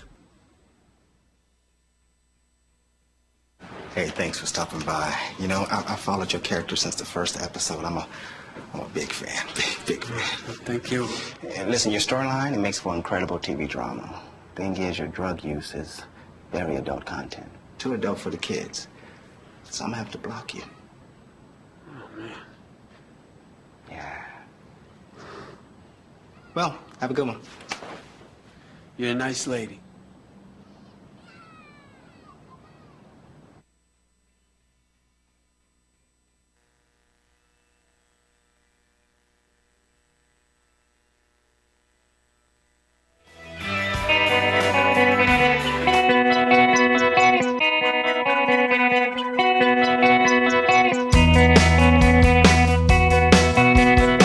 This is the Bill Press Show. 25 minutes after the hour, disastrous decision by the Supreme Court yesterday on campaign finance spending, deciding 5-4 to lift the cap on how much money that wealthy people can give to either political party committees or to political candidates. We'll talk more about that after the half hour. President Obama on the road yesterday. Did a couple of fundraisers in Chicago, but first he stopped at the University of Michigan in Ann Arbor. And one thing he had to admit was that he had misjudged the Ann Arbor, the University of Michigan team this year in making out his brackets. He had overlooked the Wolverines, which he promised he would never do again. My bracket's a mess. I've learned my lesson. I will not pick against the Wolverines. The crowd loved that. Yeah, he's out, as I am out too, right? Sorry, buddy. I know. But your son, Magnus. He's still in. Magnus is the only member of Team Press who has a shot at winning with Florida. The president's main message at the University of Michigan, he did talk about the success of Obamacare and encourage those students who hadn't already done so to sign up. But he was there to talk about the minimum wage, which he said is part of his effort to improve economic opportunity at every level for every American. We believe in opportunity for everybody. More good jobs for everybody. More workers to fill those jobs. A world-class education for everybody. Hard work that pays off with wages you can live on, and savings you can retire on, and health care you can count on. That's what opportunity for all means. Boy, he's never better than he is in front of a crowd like that. He gets going and he gets wound up, and he's so effective, and people just love it. And the president pointed out, now he said, I'm talking to you students, and a lot of people, you hear this all the time. Well, minimum wage, why do we have to do that? Those are just teenagers on their first job that get the minimum wage. They're taking a job down at Ocean City during the summer or something like that. No, he says. That's not the case at all, President Obama. The fact is, most people who would benefit from a higher minimum wage are not teenagers taking on their first job. The average age of folks getting paid the minimum wage is 35. You know what? I didn't realize that. I never realized that. 35. And these are people who are married, right? A lot of them who have families, who are working full-time jobs, doing their best, getting the minimum wage, which means they're still living under the poverty level. That is a disgrace, and that has to change. This is the Bill Press Show. California, or the Golden State, has been in the midst of a 3-year drought, and this year, some scientists predict could be the driest in 500 years. Governor Jerry Brown declared a state of emergency in January and in February of this year. The world's 10th largest economy, California is also the United States' top agricultural producer. Half of all our fruits and vegetables come from California. The Golden State is not the only place on the planet struggling for this vital resource. In December 2013, the World Resources Institute found that 37 countries face severe water shortages. Free Speech TV would love to know what you think about this fight for water, especially if you're from the Golden State. Please call our comment line at 1-888-378-8855 or email us at comments@freespeech.org to let us know your thoughts.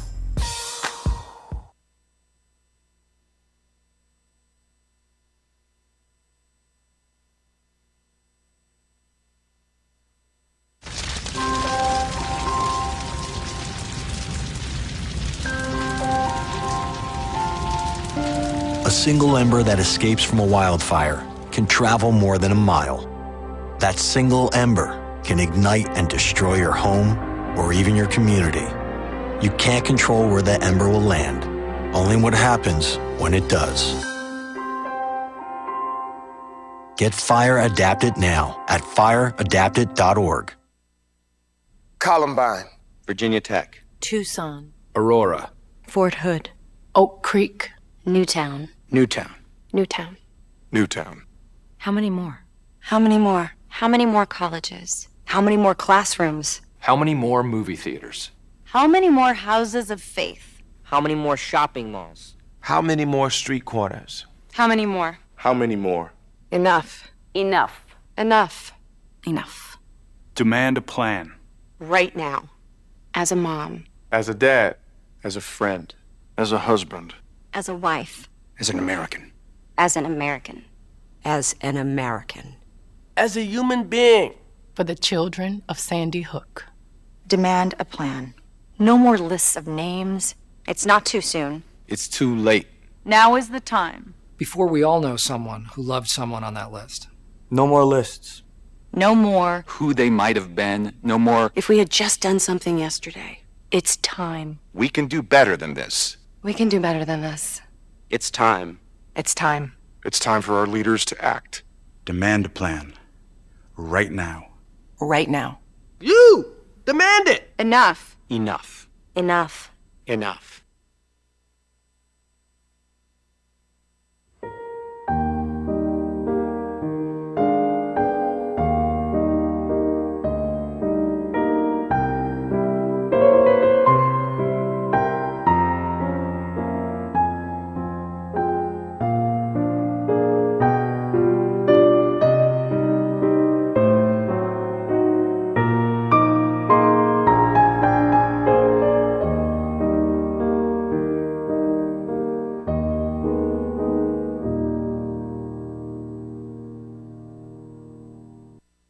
None of us would want to be told we can't marry the person we love. As Americans, we believe in freedom. That's what I fought for as a Marine, and that's what we believe in as Republicans. Freedom means freedom for everyone. I didn't used to understand the importance of same-sex marriage, but after learning my brother was gay, I wanted the same rights for him. He was the best man at my wedding, and I want to be the best man at his. It's only fair that Calvin should have the freedom to marry the person he loves, too. It's time for marriage.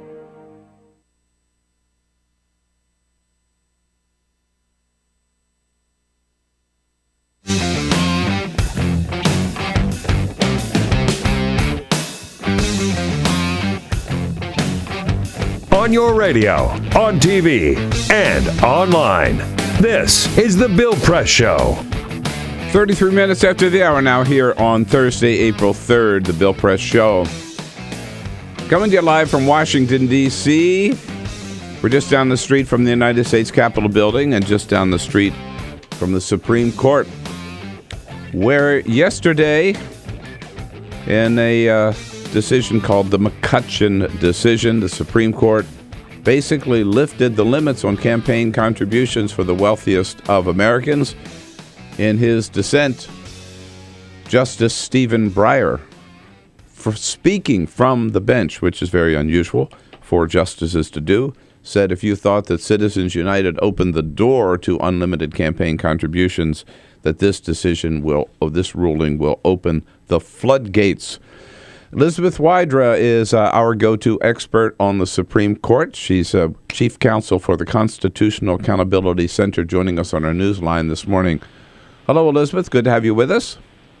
Good morning, Bill. Great to be with you. What is going to be the impact of this case once it kicks in on the American political system? Well, the impact is huge. As you mentioned, Justice Breyer, I think, was exactly right. You know, Citizens United certainly opened the door to even bigger amounts of money in politics, and this just throws those doors wide open. You know, we used to have an aggregate limit before yesterday of $123,000 per election cycle. Now, essentially, that limit is gone, and you have, right now, you could probably have someone write a check for more than $3 million that would benefit a political party and its candidates, and it could be funneled into a particular candidate. And to think that the candidate or the politician who's already in office doesn't know who's giving that money and doesn't know who to be grateful for, that big money for is just silly. And I think it shows that the Supreme Court either doesn't understand or doesn't care about the reality of money in politics. Well, and one thing I want to make clear is, you know, we were talking a lot this week about Sheldon Adelson, who gave $93 million last year in 2012, right? And that's in that cycle. Mm-hmm. But that was money given to political action committees, correct? Or to so-called advocacy organizations, not to exactly. Not to individual candidates, correct? Exactly. So what we had in sort of the post-Citizens United world was the rise of these super PACs, yes, which were at least nominally independent of candidates and political parties. Mm-hmm. And the court, with this decision yesterday, is chipping away even more at campaign finance restrictions by making limitless the amount of money you can give to political parties and the candidates. So it's a much more direct contribution in the aggregate. There still exist, for now at least, what are known as the base limits, which restrict how much money a donor may contribute to an individual candidate. But when you take away the limit on the overall contribution per general election cycle, it's really easy to get around those base limits. Right. As we gave those numbers a little bit earlier. Right now, you can only give you could still only give $5,200 per candidate per cycle, but you could give that now under this ruling to as many candidates as you want. I mean, theoretically, somebody could give the $5,200 max to all 435 contribute to the candidates in every one of the 435 House races up, right? And absolutely, absolutely. And you can give money to the political parties as well. Yeah. And so when you add all that together, there are ways you can create. We had the super PAC come in the rise after Citizens United. Here, you could see super joint fundraising committees come together to funnel money toward a particular candidate. And you can have as many party committees as you want, and then you give as much money to each one of them. So what do you make as chief counsel for the Constitutional Accountability Center of the argument, well, this is all protected by the First Amendment. This is free speech, and you cannot limit free speech. What the Roberts Court did in this opinion is really remarkable. First of all, I don't know where they get that understanding of the First Amendment and what Congress may or may not regulate when it comes to money in politics in order to prevent corruption. Justice Breyer did a great job in his dissent of saying, pretty much the only precedent that supports what Chief Justice Roberts is doing in his majority opinion is his court's majority opinion in Citizens United. Mm-hmm. So it's sort of building on Citizens United, but it goes against precedent from justices who weren't on the Roberts Court, where those cases say that what Congress can regulate when it issues campaign finance regulations is not just sort of this, very crude money for votes type of corruption. Of course, that is also illegal, but it can get at undue influence of big money and special interests. Right. And what the Roberts Court did in this opinion and what it did in Citizens United is really narrow the government's interest in passing campaign finance regulations. And that's a really dangerous thing because it significantly limits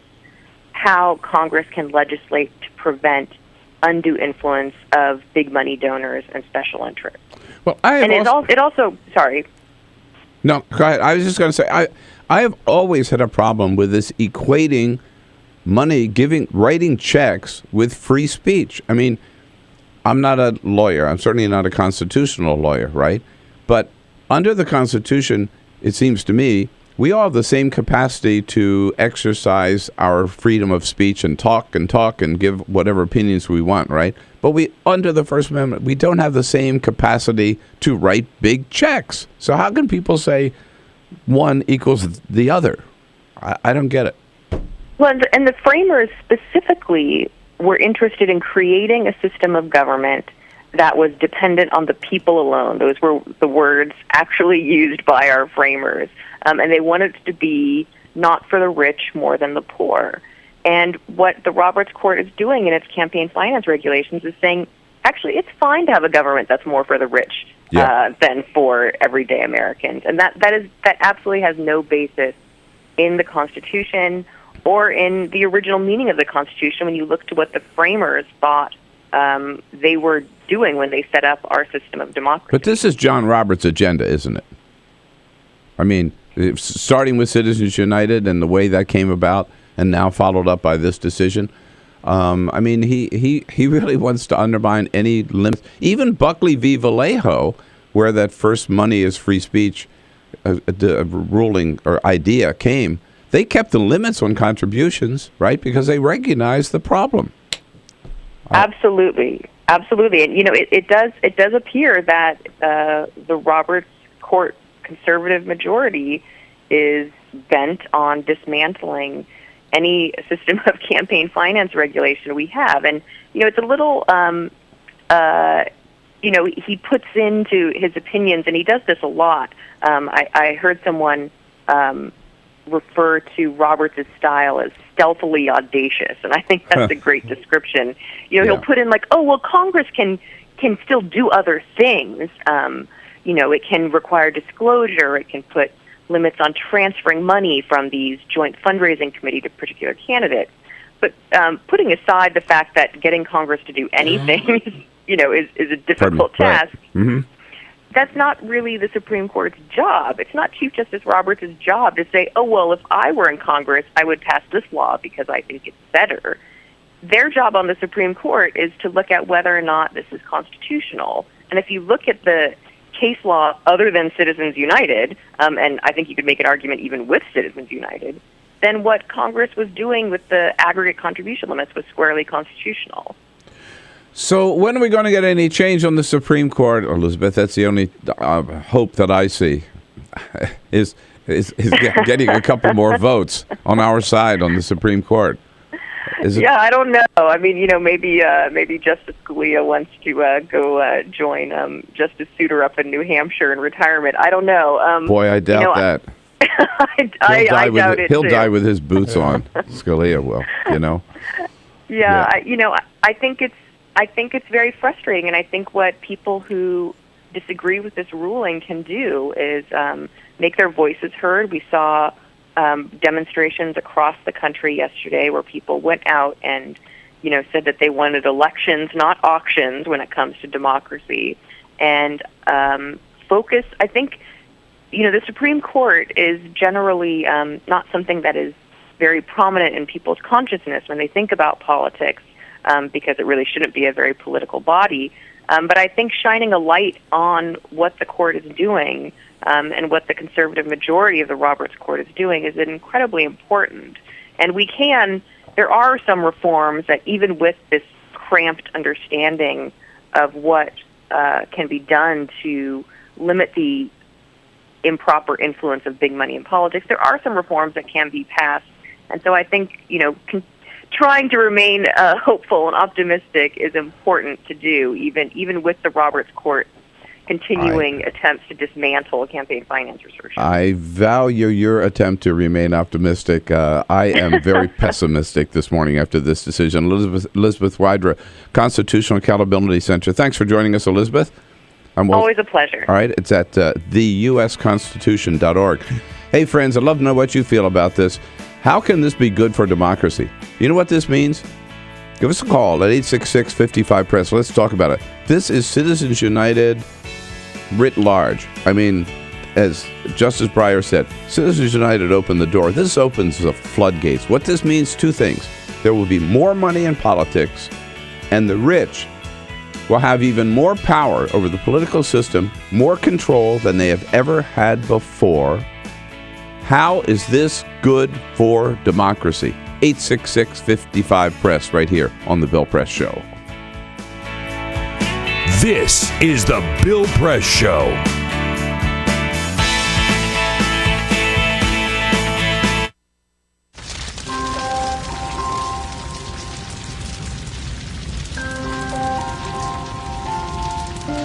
A single ember that escapes from a wildfire can travel more than a mile.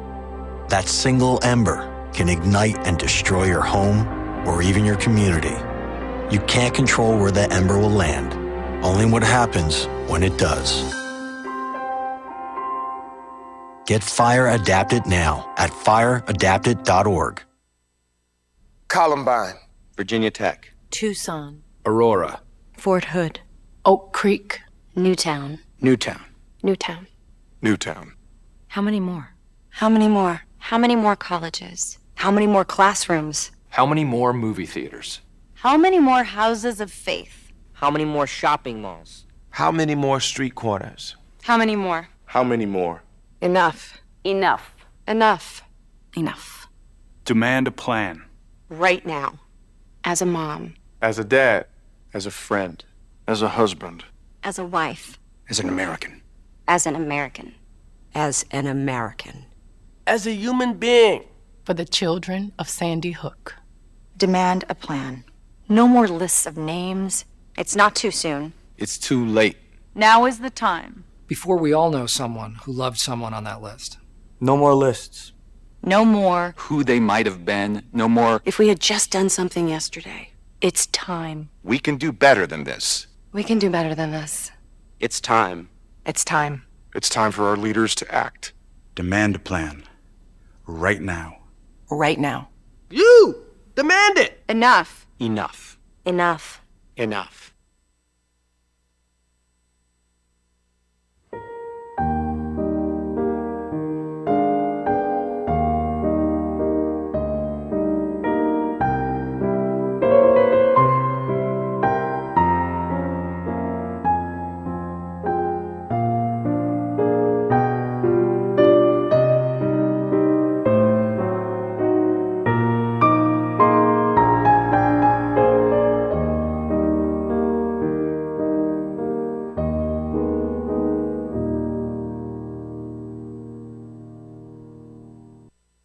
None of us would want to be told we can't marry the person we love. As Americans, we believe in freedom. That's what I fought for as a Marine, and that's what we believe in as Republicans. Freedom means freedom for everyone. I didn't used to understand the importance of same-sex marriage, but after learning my brother was gay, I wanted the same rights for him. He was the best man at my wedding, and I want to be the best man at his. It's only fair that Calvin should have the freedom to marry the person he loves, too. It's time for marriage.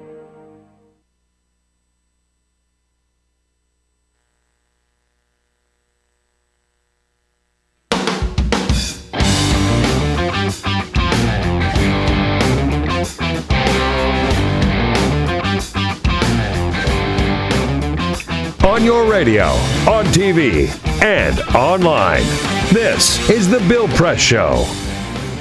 All right, Supreme Court with its McCutcheon decision yesterday. A couple of the remaining limits on campaign contributions, boop, John Roberts says, out the window. More money in politics, he believes, the better. My question is, how is this good for democracy? Here's something to keep in mind. I saw yesterday that the percentage of Americans who are capable of writing or who do write a $2,500 check to any candidate, right? $2,500 contribution is 0.008% of the population. Wild. And now a small percentage of that 0.008% want to be able to give even more money to candidates.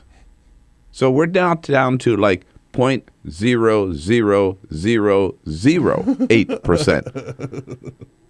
And letting them give as much money as possible, like this guy Sean McCutcheon who brought this case from Georgia. That's really good for democracy.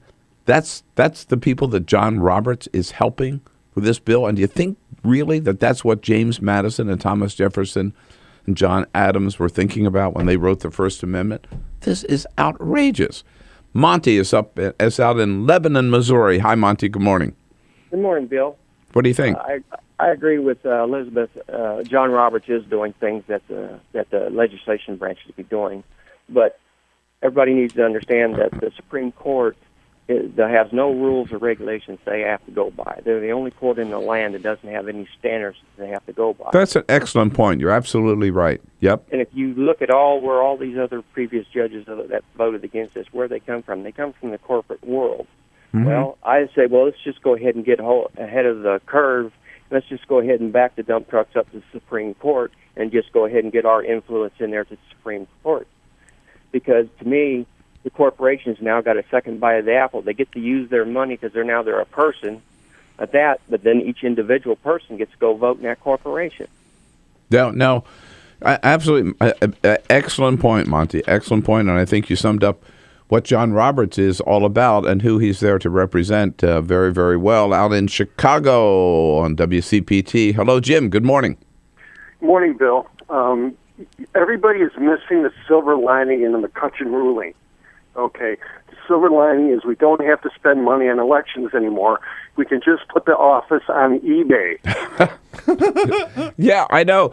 Jim, no, that's right. It's so, I think Elizabeth mentioned that point, that some of the signs yesterday were saying, we won an election, not an auction. Right?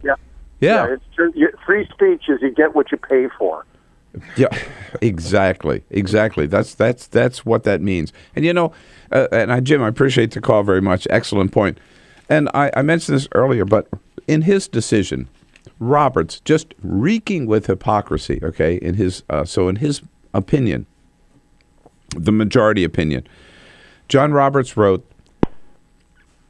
that there is no right in our democracy more basic than the right, here's what we're protecting, he says, the right to participate in electing our political leaders.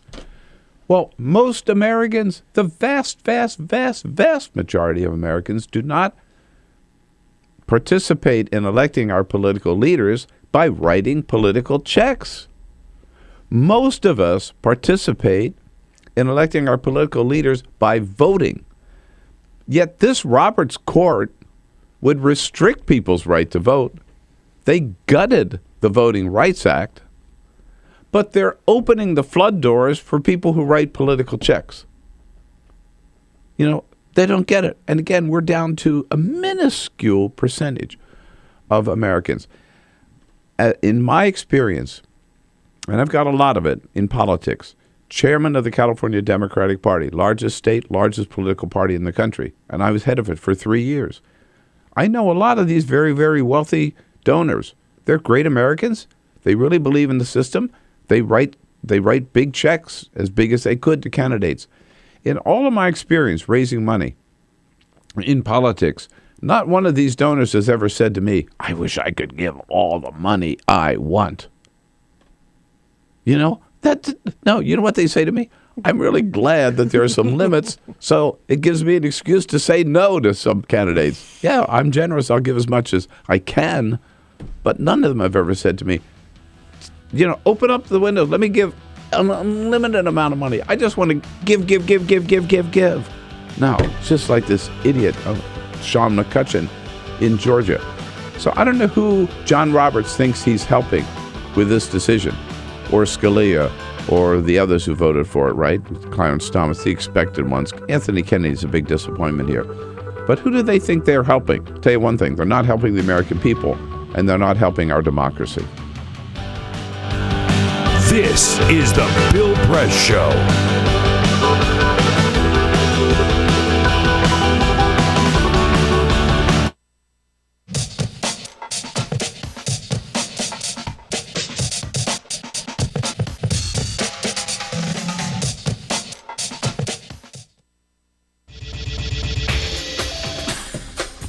Tune into Free Speech TV for Democracy Now!, a national, independent, award-winning news program bringing you people and perspectives rarely seen on corporate media.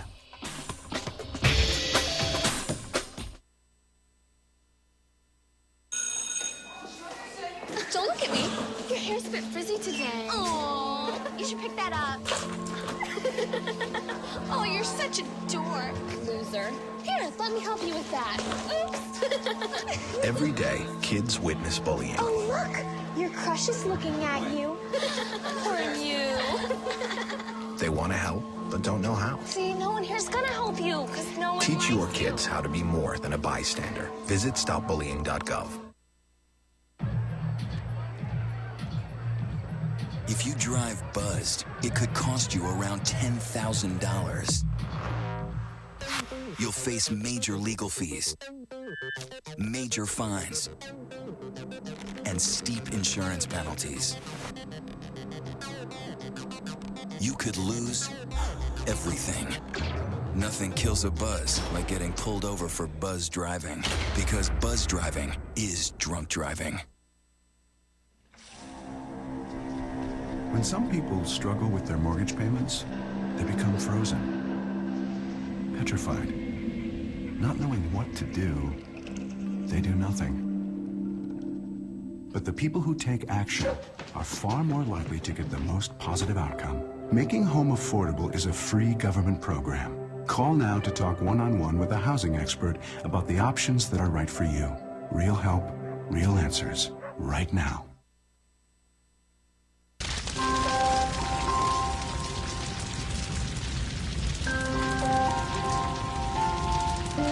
A single ember that escapes from a wildfire can travel more than a mile.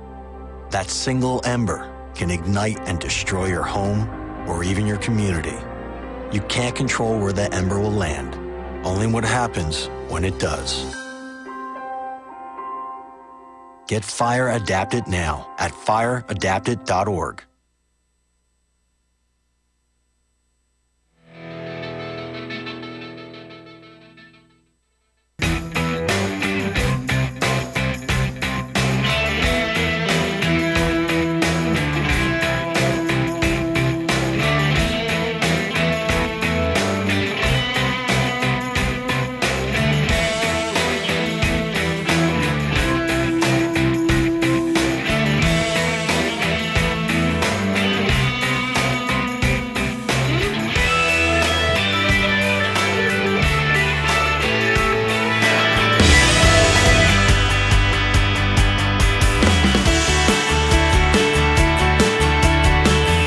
This is the Bill Press Show.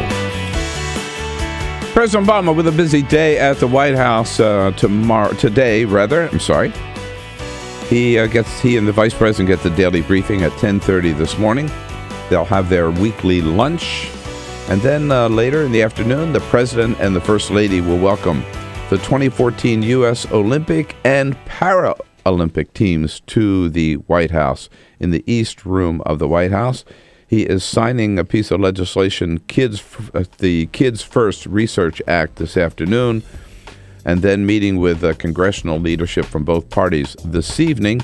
Our briefing with Jay Carney is at noon. And in the next hour, Fawn Johnson will be with us from National Journal, Congressman Mark Pocan from Madison, Wisconsin, and then the great Senator Bernie Sanders from Vermont, all here in the next hour of the Bill Press Show. So don't go anywhere. Let's continue with our roundup of the news of the day. Can't wait to hear from Mark Pocan and Bernie Sanders. This is the Bill Press Show.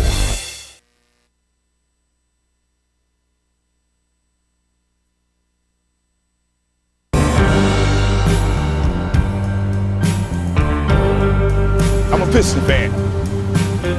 Their slogan was, "We come to work." That's what Detroit about. That's why they used it. It's a team thing. They won 2 championships, a team. There was no star. No mayor can come in here and be a star. It's a team thing. No governors can come in here and think you can do it by yourself. It's a team thing. You got communities. They got ideas too. The only thing wrong with Detroit, people have lost hope here. Residents, city workers, so much corruption. They lose hope. But I grew up here. I love this city. I think it can come back.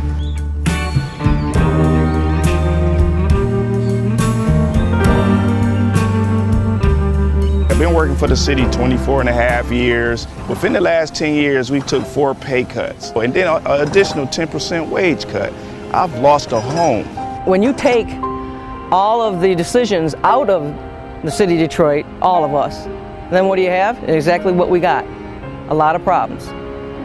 Every time the city seems to fall into a problem, it's always on the backs of us workers. You wake up out of a dead sleep and you jump behind the wheel and take off driving and try to get everybody there safe, not knowing really what you're pulling up to. Not eligible for Social Security, so the pension is my sole salary at this point. We've been in business here 39 years. We've seen a lot of changes in Detroit. The area was a lot of industry, a lot of city workers. It's getting very tough for the city workers. It's getting tough for us as a business people. Response times are increasing because of the closing of companies, which takes your insurance right through the roof. So all the things that affect us affect the citizens. I worked for the city in different capacities for 29 years. I feel like an old jacket. They use me up and they throw me away. In my condition, nobody's going to hire me. I'm 68 years old. Half the times, I can't get my blood pressure medicine. It's either feeding myself blood pressure or paying bills. $754. By the time they take all the deductions for I have my car insurance, my house insurance, and my health insurance taken out. So the time they take all that, I'll get about $300 after they take all that out. I don't understand it. I can't see how the governor is allowing this to happen and what they're doing and they want to blame it all on the seniors. Not only the seniors, but the city workers. And we worked hard. I know I worked hard. I've been in Detroit since 1946. I was 14 years old when I came in. I don't live large at all. I wish I could. I don't know when the last time I've been shopping. I only get $1,100. And I'm 81 years old, and I need every penny that I can get and that I do get. And I'm very, very upset about the idea of them taking away my pensions that I worked 30 years for. I think it's terrible that they talk about Detroit like they do, because Detroit has been very good to me. I have a lot of city workers coming in with their uniforms on, Detroit Water Department, Police Department, Fire Department. I get a lot of people, the Border Patrol come in. So if I lose that customer base, I'm going to be in a position where I might have to close down. If they take away their pensions, if they start cutting jobs, it's going to cut into a large percentage of not only our business, but other businesses that are in the city of Detroit. We're here. We've been here for 26 years. We're still trying to do business in the city. Detroiters are survivors. They tough. They adapt. But only can do so much when your politicians ahead of you and we're not on the same team. We're not going to let Detroit be erased, bulldozed, or whatever. We're going to fight to the bitter end. Detroit going to survive.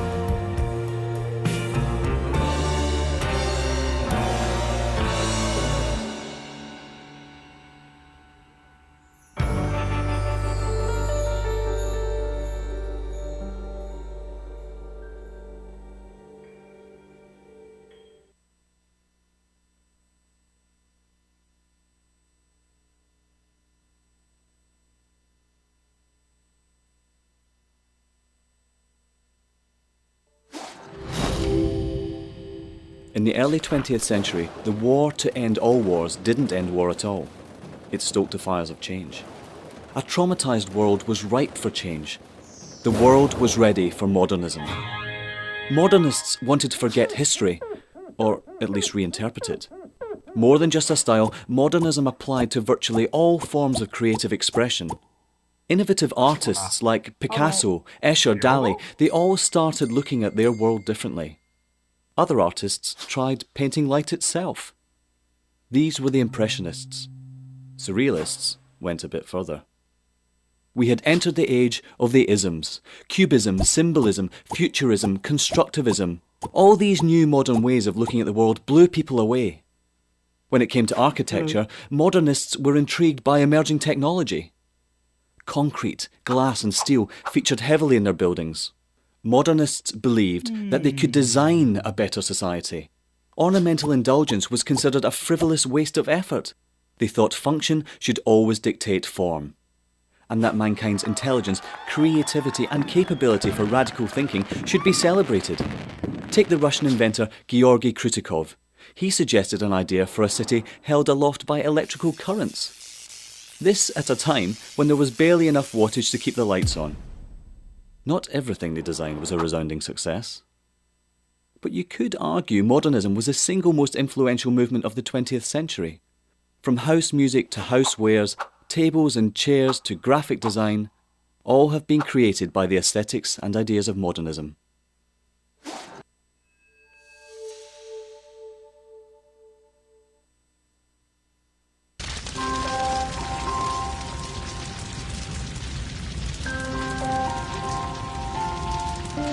A single ember that escapes from a wildfire can travel more than a mile.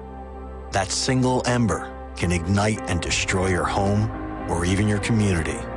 You can't control where that ember will land, only what happens when it does. Get Fire Adapted now at fireadapted.org.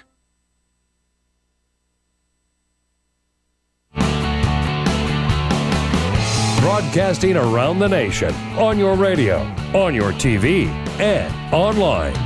This is The Bill Press Show.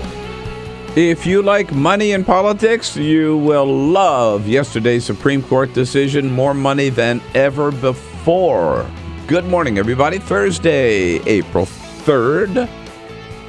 Great to see you today, and thank you for joining us. Thanks for being part of the program, The Bill Press Show, on your local progressive talk radio station. And on our video stream worldwide, youtube.com/TawkrTV. And we all know how to spell Talker, TAWKR-TV. Great to see you this Thursday morning with lots to talk about. A big Supreme Court decision, a big hearing on GM, a second hearing this week on GM, this one in the United States Senate yesterday. And we'll get to all of it. Take your calls at 866-55-PRESS. Look forward to your comments on Twitter at BP Show and on Facebook at facebook.com/BillPressShow. The entire team here this morning, as always, Peter Ogburn and Elisa Murphy. Hey, guys. Hey, good morning. Alicia Cruz is here to take your phone calls again at 866-55-PRESS. And if we're looking good on the video stream, it's thanks to Cyprian Bolding, our videographer. And we welcome to the team this morning, good friend of the program from the National Journal, Fawn Johnson, and a neighbor. Hello, yes. Fawn. How are you? How are you? Nice I'm well. The neighborhood's looking better than ever. It's looking better huh? now that we're not having snow. So, all good. I'm not convinced that we're out of the woods. I don't know why I just have this fear, like creeping death over my shoulder. That this snowstorm will be the last one. I know. Yeah. How many times have we heard that, though? I know. Right? The Capitol Weather Gate declared winter over on a Friday, and then on Sunday we got a bunch of snow. This past. My son has had 8 snow days this year, so it's a mess. But it's actually nice out. I didn't even wear a jacket on my way over here, so there it's all you good. go. There you go. So maybe we will see the cherry blossoms before September. Yeah. We'll see. On another front, former President Bill Clinton, he's out there. He's doing great work in his post-presidential years, and he is heard on many different topics. I've heard Bill Clinton's. I know him. I've been around him a lot. I've heard him give I don't know how many speeches. I've heard him talk on almost every topic under the sun. But he is always going into new territory. Boy, he certainly went there last night on Jimmy Kimmel. Okay, listen up now. How far out Bill Clinton is in his thinking. Here he is. If you saw that there were aliens there, would you aliens? Yeah. You would. Well, I think, look, what do we know? We know now we live in an ever-expanding universe. We know that there are billions of stars and planets literally out there, and the universe is getting bigger. We know from our fancy telescopes that just in the last 2 years, more than 20 planets have been identified outside our solar system that seem to be far enough away from their suns and dense enough that they might be able to support some form of life. So it makes it increasingly less likely that we're alone. Oh, you're trying to give me a hint that there are aliens. No, I'm trying to tell you I don't know. Oh. But if we were visited someday, I wouldn't be surprised. If we were visited someday, I wouldn't be surprised. Yeah, right. That's incredible. I wonder if he would have run on that when he was running for president. Yeah. That's a good one. Well, Newt Gingrich. We should register them to vote.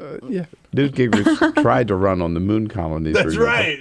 Yeah, that didn't get him very far. There's some people who think that Newt Gingrich is an alien. So, I was going to say, Bill Clinton, having been in Arkansas, I mean, you've seen some things that are pretty close to extraterrestrial life down there. So, I mean, he wouldn't be surprised. But you know what's funny is it's so crazy, but when you hear him explain it. Stop it. Yeah. You believe it. Stop it. Oh, no. Yeah. This is the way he went through that, talking about all the planets out there, all the exoplanets we've discovered, and he says, you put it together, it's hard to believe we're really alone. Yeah. You tell me he could sell ice to an Eskimo, I'm telling you. Yeah, he really could. Man, I'll tell you. Yeah, he had us all believing he didn't do anything wrong with Monica Lewinsky That's for right. a long time.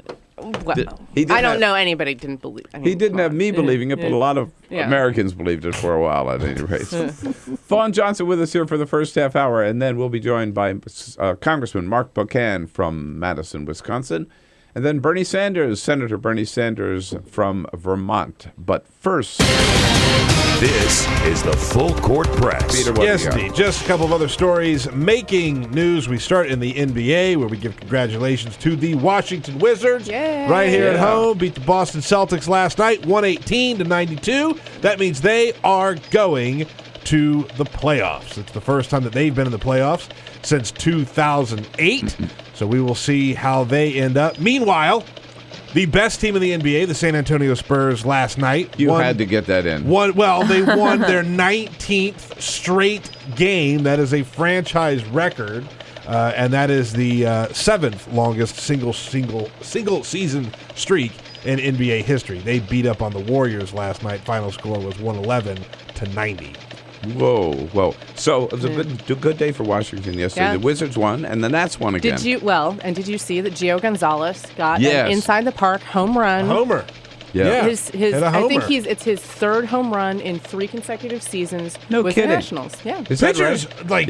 never hit home runs. No. right? Well, I think Steven Strasburg hit a home he hit a run. home run. I was there. Were you it there was for that very one? cool. Yeah. Strasburg hit one, but Gio's got 3 of them. Yeah. Wow. So do you have tickets for Friday's game? I do. Oh. I'm sitting in the scoreboard pavilion, and yeah. You know what they're doing now, by the way, because so many people are going? They're selling standing room only tickets to that Mhm. game tomorrow. Actually, anybody who's in the area, the $5 seats that they sell up in the in the nosebleed sections are perfect for standing room. You can just stand behind center field and watch the game. Yeah. It's very affordable. It's it's definitely a thing, and they sell them right up until the game starts. Is that right? Yeah. Yeah. Good. Cool. That'll be fun. I'd love to be there. Speaking of baseball, we talked about the Boston Red Sox coming and visiting the White House earlier in the week. Yep. And David Ortiz, Big Papi, took a selfie with the President of the United States. Yes, Very yes. magical moment, spontaneous moment, And right? went viral, as they say, right? Here's the problem. Yesterday, Samsung confirmed that they had signed David Ortiz as one of their spokesmen. No and way. they worked with Ortiz to get that selfie with the president. It was not a spontaneous Just like Ellen DeGeneres. moment of joy. at the The Oscars. same thing they did with Ellen. Same thing they did with Ellen. Whatever you're paying the Samsung PR person, you're not paying that person enough. Absolutely. I mean, what a brilliant move. Yeah. the most retweeted, biggest tweet of all time, and now a selfie with the President of the United States. Not Especially bad. when Obama went on and shamed Ellen for doing it, and now he's That's part of right. it too. That's right. He gave her some grief. That's right. Yeah, I'm sure he had no idea. Obama. had No, Obama. idea. They said Obama had no idea, or they had talked to Come Ortiz on, about it. if I had an opportunity to get a selfie with David Ortiz, I would. I wouldn't care if it was sponsored. That's right. That's right. Good news. What a brilliant move on the part of Samsung. Totally. Yeah. Totally. Good move if you're just eating breakfast. Why don't you throw some bacon in the mix? A Yes. new study from the Medical University of Graz in Austria finds that while vegetarians lead overall healthier lives, they do have long-term problems when you don't eat meat. For example, you are twice as likely to develop allergies. You have a 50% increase in heart attacks and a 50% increase in incidences of cancer. So go ahead, throw some meat into the mix. You don't have to go exclusively vegetarian. They do say that a plant-based diet is still healthier long-term, but if you cut out meat altogether, it's not healthy. So, I put bacon in my coffee this morning The world doesn't have enough bacon. because I'm a health nut. This whole thing about what you should eat and what you can't eat is so phony, you know. Yeah. You can't eat eggs one year, but you're supposed to eat them the next year, right? No red meat one year, and then the more red meat. Well, my favorite study, it's just- the recent one, was about how crazy. In the early part of your life, you're supposed to have a high protein diet, but then in the middle years, you're supposed to have a lower protein is that diet, it? and then Yeah. in the later years, you're supposed to have more protein. So, just to confuse things further. As long as you Yeah. remember at what age you're supposed to turn Right. it on and turn it off. Fawn Johnson, I saw a story of yours about the Republican education agenda. Yeah. I didn't know the Republican Party had any education agenda other than shutting down Yeah. the Department of Education, which was what Ronald Reagan's great plan was. A lot of people think that, and to some extent they're right, because Republican candidates, your basic rank and file Republican, does not generally think of education as a top tier issue for them. They are told by pollsters that it is not a winning issue, and so they have a hard time addressing it. It's not entirely true, though, because there are a number of Republicans who have several issues that they are touting, and they're trying to pull it up a little bit more as an issue that they apply to voters. School choice is the big one. That's the one that all Republicans can get around without getting into some issues of how far government should creep into our school systems. Right. And so in this story, one of the things I talk about is how there's a fledgling group of Republicans in the House who are starting what they call the school choice caucus. There's a lot of caucuses in the House. I mean, there's, at one point there was a ball-bearing caucus. There's a baby caucus, which is about baby issues. There's a furniture caucus. But there's the pot caucus, which is my favorite. Yeah, Earl Blumenauer. Yes. One of my favorite congressmen. So they started a school choice caucus. And when I talked to the person who started it, Luke Messer from Indiana, he was saying that he wants Republicans to spend a little more time talking about education. Personally, I think it's a winning issue for Republicans. I think they could really capitalize on, Americans' concerns about their children. But the problem is that they have to be willing to talk a little bit about doing things that make some people uncomfortable, like closing schools if they're failing, or testing kids and making sure that they actually are at grade level. Those are things that are uncomfortable for Republicans, so they tend to stick with school choice.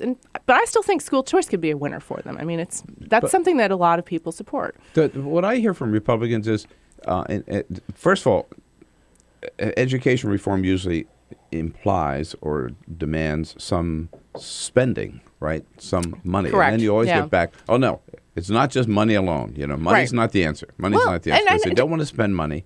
And then also we hear, well, it has to be at the local level. Right. Federal government has no role. It's local level. And this story that I wrote, actually, some of the Republicans I know who are very involved in education were a little irritated with it, because they said, what I was ignoring the kinds of education reforms that are happening on the state level from Republicans. And to some extent, they're right about that. I mean, I was looking at Republicans on a national level, and I was looking at the party, not necessarily the people in the party who are into education. But it's true. The states have a lot more freedom. If you're a Republican governor, so Mike Pence is a good example of this. If you're a Republican governor, you have a lot more freedom to kind of look into Bobby Jindal from Louisiana, to look into things that you can do to change the education system. And, it's also the kind of things that, bonus for Republicans, it irritates the teachers' unions, right? I mean, how can that not be good for them politically? Right. But you don't usually hear, for your average Republican candidate that you hear on the stump. Doesn't talk about education. Doesn't talk about education, Yeah. right. And I can name about 3 members of Congress now, in Republicans, who are really involved in education. There's Lamar Alexander from Tennessee, senator. There's Eric Cantor, the House Majority Leader, who has done a lot of charter school visits and school choice visits. And then there is the chairman of the Education and Workforce Committee, and he's not a eliminate the Department of Education kind of guy, but he's very much let the local schools do their thing kind of guy. Another story that caught my attention, we were talking about this week, down in Clemson, South Carolina. The owner of the Back Streets Pub and Grill, South Carolina has passed this Concealed Weapons Act. You're allowed to take your weapons into restaurants. He put up a sign basically saying, it says, no concealable weapons allowed in my restaurant. And he got pilloried for it. Nationwide. Yeah. The NRA, everybody's making a big deal about this. As a restaurant owner, does he have a right to say you can't use your cell phone in my restaurant and you can't bring your gun in my restaurant? Yeah. Should he have that right? Actually, one of the more interesting things, if you find yourself ever listening to restaurateurs talking amongst themselves, and I've happened on this a few times, they'll talk about the various rules that they put in restaurants. Yeah. A more common thing to be discussing is dress code. What do you require your clientele to be wearing in your restaurant? And No shirts, no shoes, no service. Well, and right? sometimes, some of the higher end want you to wear, a jacket or a tie. Yeah. But they acknowledge that when they do that, they are willfully shutting out a certain part of their clientele. Right. I don't think it's anything unusual. It's having the concealed weapon thing. I mean, in South Carolina, that might be a little different. I mean, I can tell you, having been in Arizona a number of times, they also have fairly loose gun laws, and they also have, there's some laws allowing concealed weapons. But you see signs everywhere on restaurants that it'll be like a picture of a gun with a slash through it saying no guns in here. Now, what are they going to know if you bring your gun into the restaurant? But it's not like it's controversial. I mean, I thought it was funny when I was there, but they're everywhere. Really? So, yeah. And in Arizona? Yeah. And that has not become a big deal in Arizona? I don't think so. I mean, but this one in South Carolina. For whatever reason. You're from South Carolina? Yeah. I grew up in South Carolina. I come from there. And Clemson in particular is a more rural area where there is a lot of hunting. And they take their guns very seriously.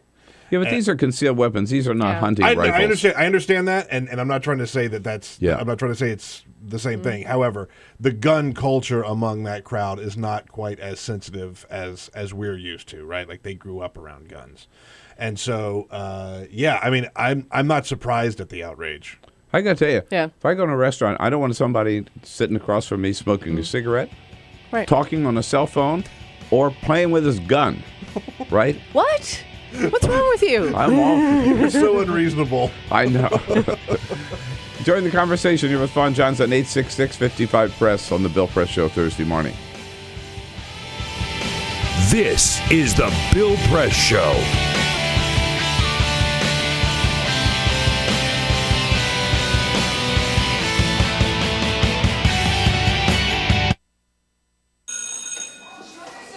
Don't look at me. Your hair's a bit frizzy today. Oh, you should pick that up. Oh, you're such a dork. Loser. Here, let me help you with that. Oops. Every day, kids witness bullying. Oh, look. Your crush is looking at you. Poor you. They want to help, but don't know how. See, no one here's gonna help you, because no one Teach likes your you. kids how to be more than a bystander. Visit stopbullying.gov. If you drive buzzed, it could cost you around $10,000. You'll face major legal fees, major fines, and steep insurance penalties. You could lose everything. Nothing kills a buzz like getting pulled over for buzz driving, because buzz driving is drunk driving. When some people struggle with their mortgage payments, they become frozen, petrified. Not knowing what to do, they do nothing. But the people who take action are far more likely to get the most positive outcome. Making home affordable is a free government program. Call now to talk one-on-one with a housing expert about the options that are right for you. Real help, real answers, right now. Here at the GED Pep Talk Center, we have pep talkers standing by to get you motivated for your GED diploma. Text the name Terry to 69222 for a sympathetic pep talk. You show people what you really are. Or for a gentle pep talk, text the name Deborah. You know you're going to make people very proud of you. And if that's not enough, text the name Danny for an extreme pep talk. Prove everyone wrong. Show them you're the boss. Get your GED pep talk and find free GED classes. Text the name of the person you want a pep talk from to 69222.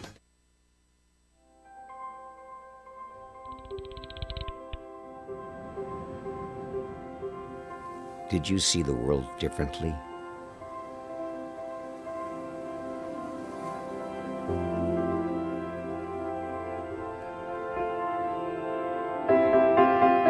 Did you celebrate the victory?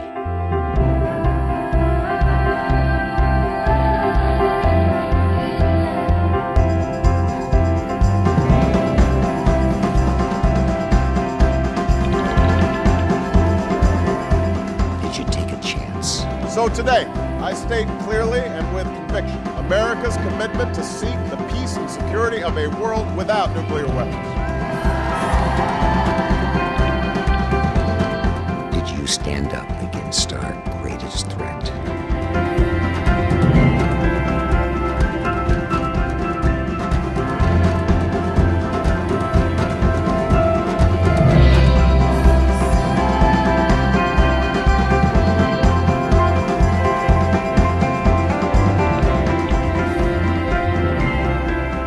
you commit to change the world?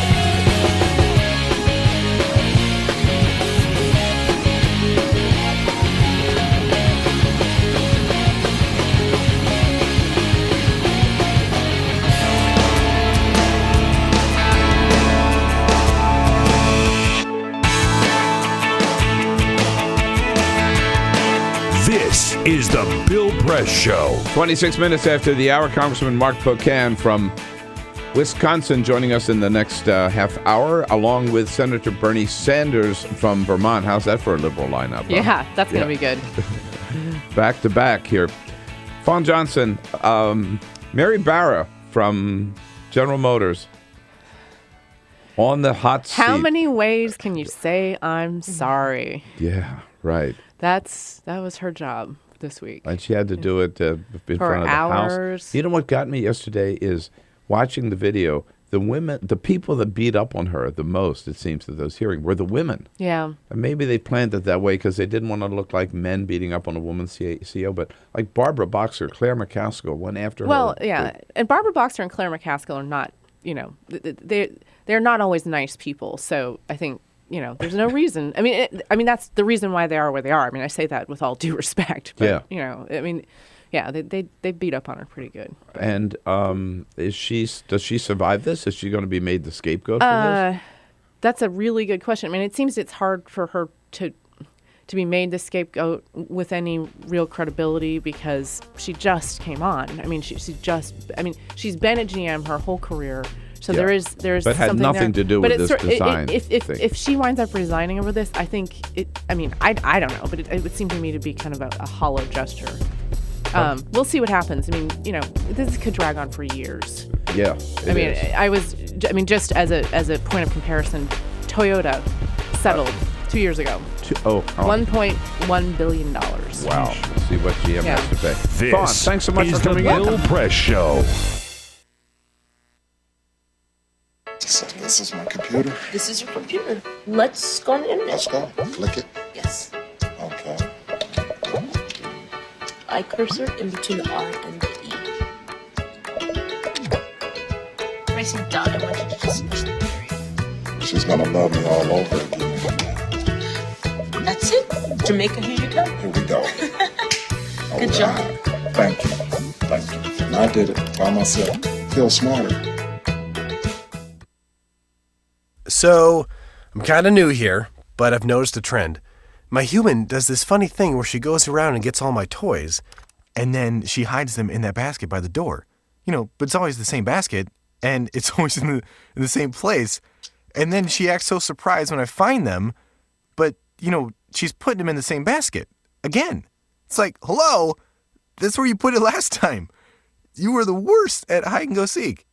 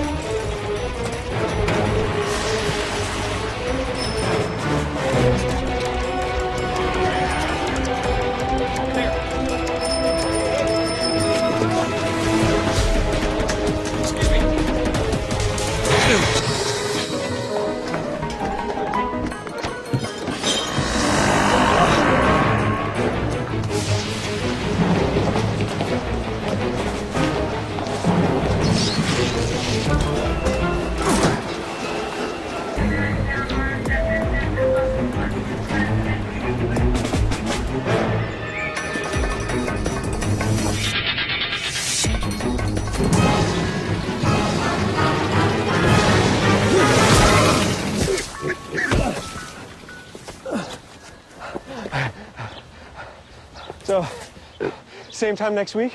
Well, of course. Put away a few bucks, feel like $1 million. For free tips to help you save, go to Feed the Pig.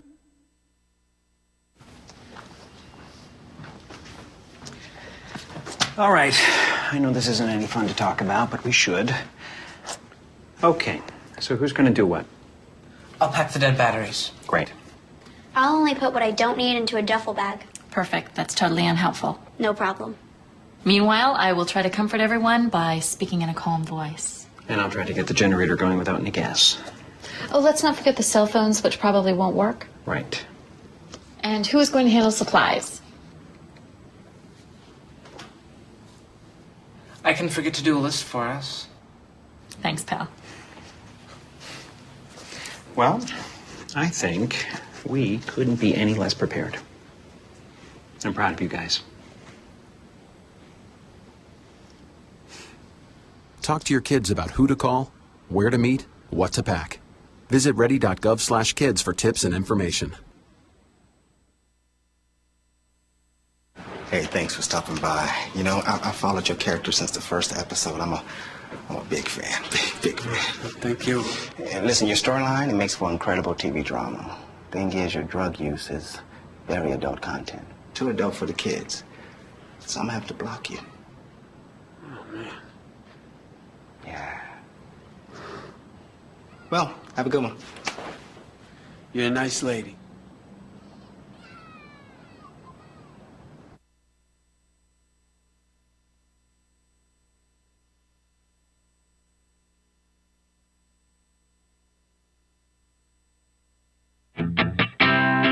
Connect with The Bill Press Show on Twitter. Follow us at BP Show and tweet using the hashtag WatchingBP. This is The Bill Press Show. Here we are on a Thursday, April 3rd. The Bill Press Show coming to you live again from our nation's capital, our studio on Capitol Hill, just down the street from the United States Capitol building.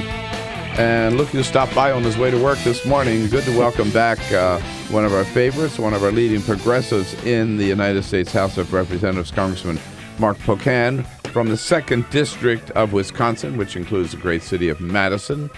92.1 the mic. Happy to boom out to Madison on my 92.1. Congressman, good to see you. Great to see you, Bill. I'm surprised that you're up this early this morning after you guys wrestling with the Ryan budget yesterday. You're a member of the House Budget Committee. Congressman Chris Van Hollen, the ranking Democrat, was in studio yesterday morning, and he was saying that there's that as bad as the Ryan budget was, there were a whole lot of Democratic amendments or amendments you guys had put together that you're going to offer to try to make it a little better. How did that go? Not so well. We spent about 10 and a half hours trying to make it it's hard to say a better document because fundamentally it's flawed in many ways, but to try to make it a document that might have a little less pain. And of course, nothing was accepted. I don't think we got a Republican vote in the entire 10 and a half hours. Not for even one amendment? No. And one of the amendments I know the Congressman talked about was immigration reform, right? Absolutely. You want to save money. You want to go ahead. And not only is it the right thing to do, but economically, it's a great boon for the country, proven by nonpartisan reports. So we had that out there to help create jobs. One of the big things is the Paul Ryan budget's been estimated to kill 3 million jobs. Now the Progressive Caucus has a better off budget that's going to create about 8.8 million jobs, but this is going to lose 3 million jobs. And when you go through all the provisions, it doubles down on the sequester. It doesn't extend unemployment insurance. It doesn't pass immigration reform. It doesn't do any of the things that we could do to actually create jobs and still kills them.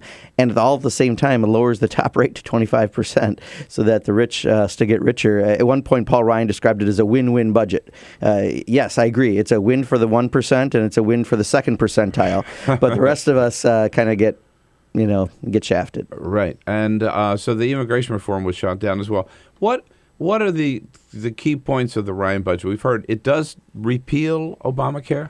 It repeals all the benefits of the Affordable Care Act, but it keeps the revenue in savings. It's a completely intellectually dishonest document. So they say it balances. That's their big talking point, is it balances in 10 years, but it only balances on the worst math that a fourth grader wouldn't get by with in class, but somehow in Congress it's called intellectual might.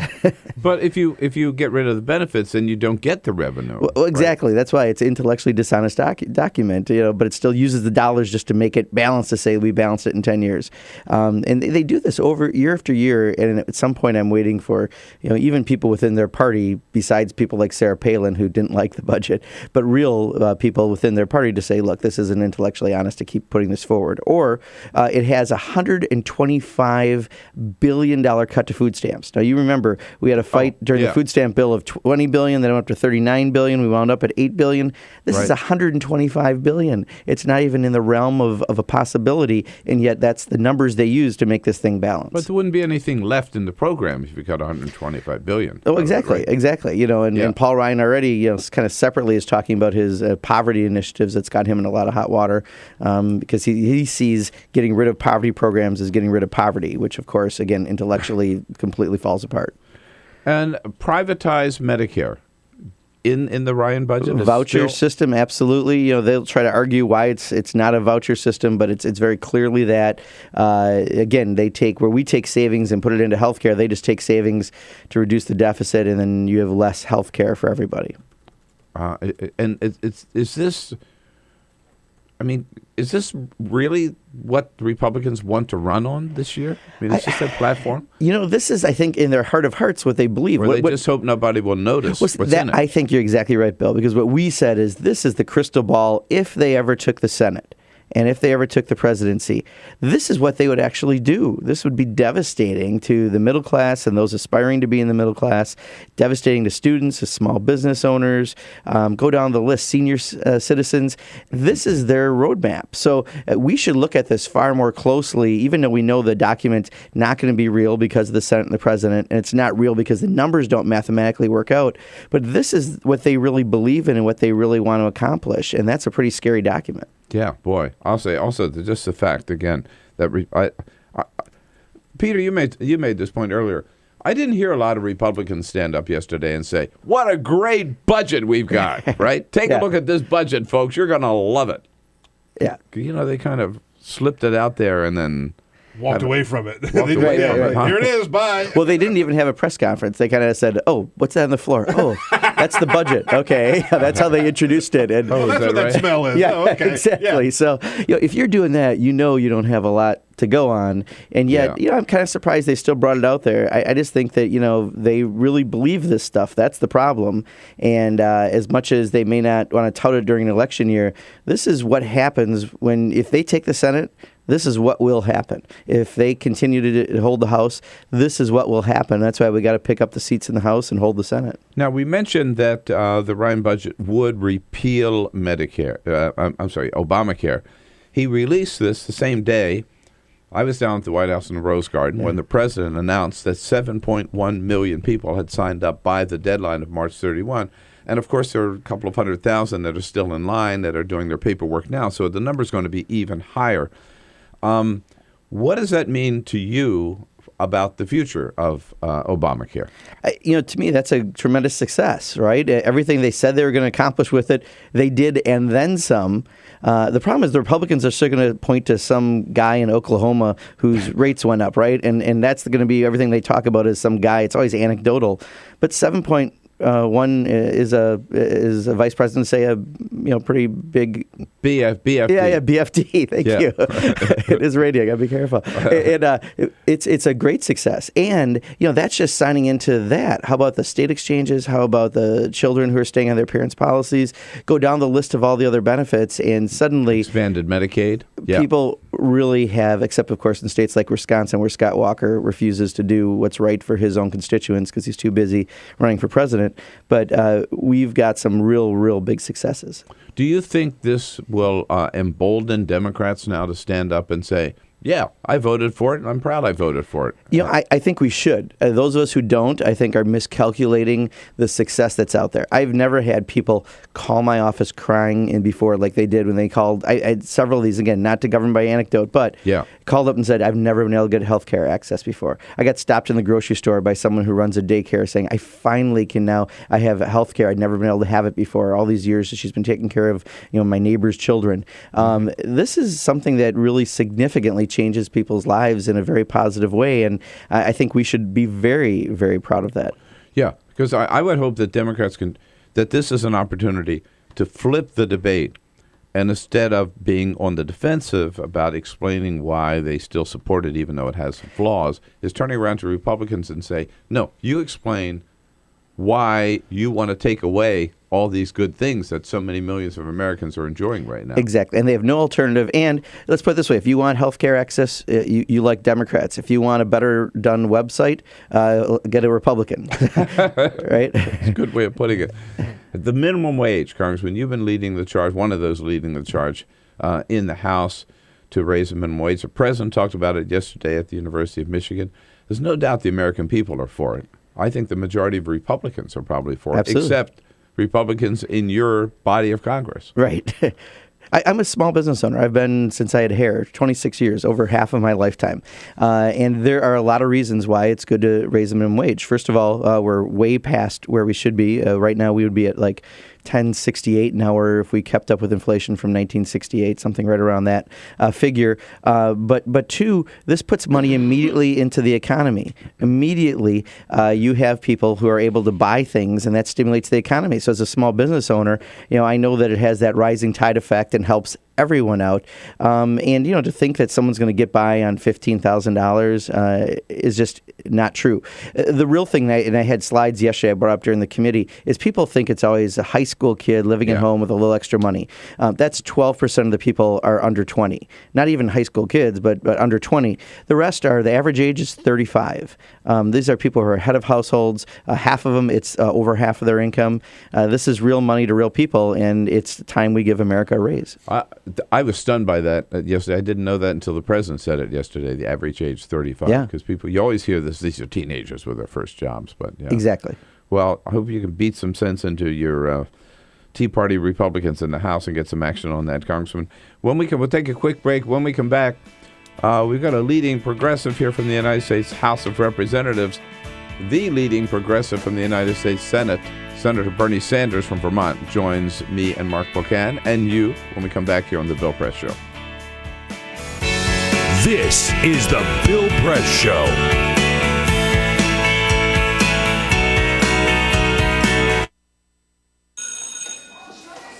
Don't look at me. Your hair's a bit frizzy today. Oh, you should pick that up. Oh, you're such a dork, loser. Here, let me help you with that. Oops. Every day, kids witness bullying. Oh, look. Your crush is looking at you. Poor you. They want to help, but don't know how. See, no one here's gonna help you, because no one Teach likes your kids how to be more than a bystander. Visit stopbullying.gov. If you drive buzzed, it could cost you around $10,000. You'll face major legal fees, major fines, and steep insurance penalties. You could lose everything. Nothing kills a buzz like getting pulled over for buzz driving, because buzz driving is drunk driving. When some people struggle with their mortgage payments, they become frozen, petrified. Not knowing what to do, they do nothing. But the people who take action are far more likely to get the most positive outcome. Making home affordable is a free government program. Call now to talk one-on-one with a housing expert about the options that are right for you. Real help, real answers, right now.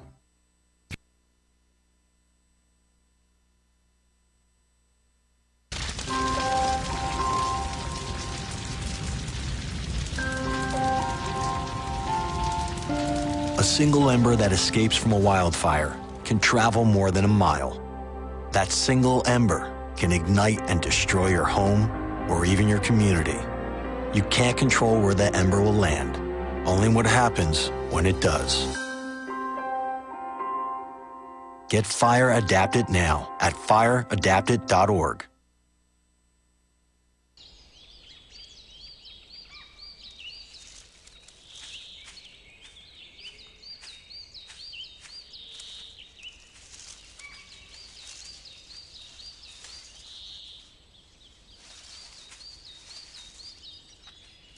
At Earth Justice, we defend the environment in the courtroom.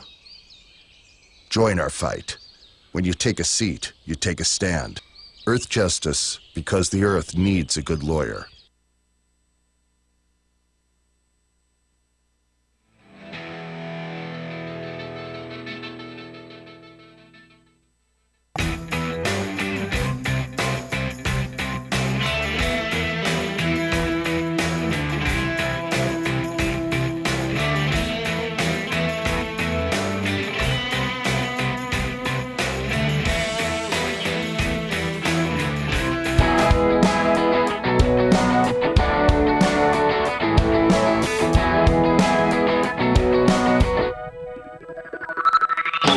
On your radio, on TV, and online.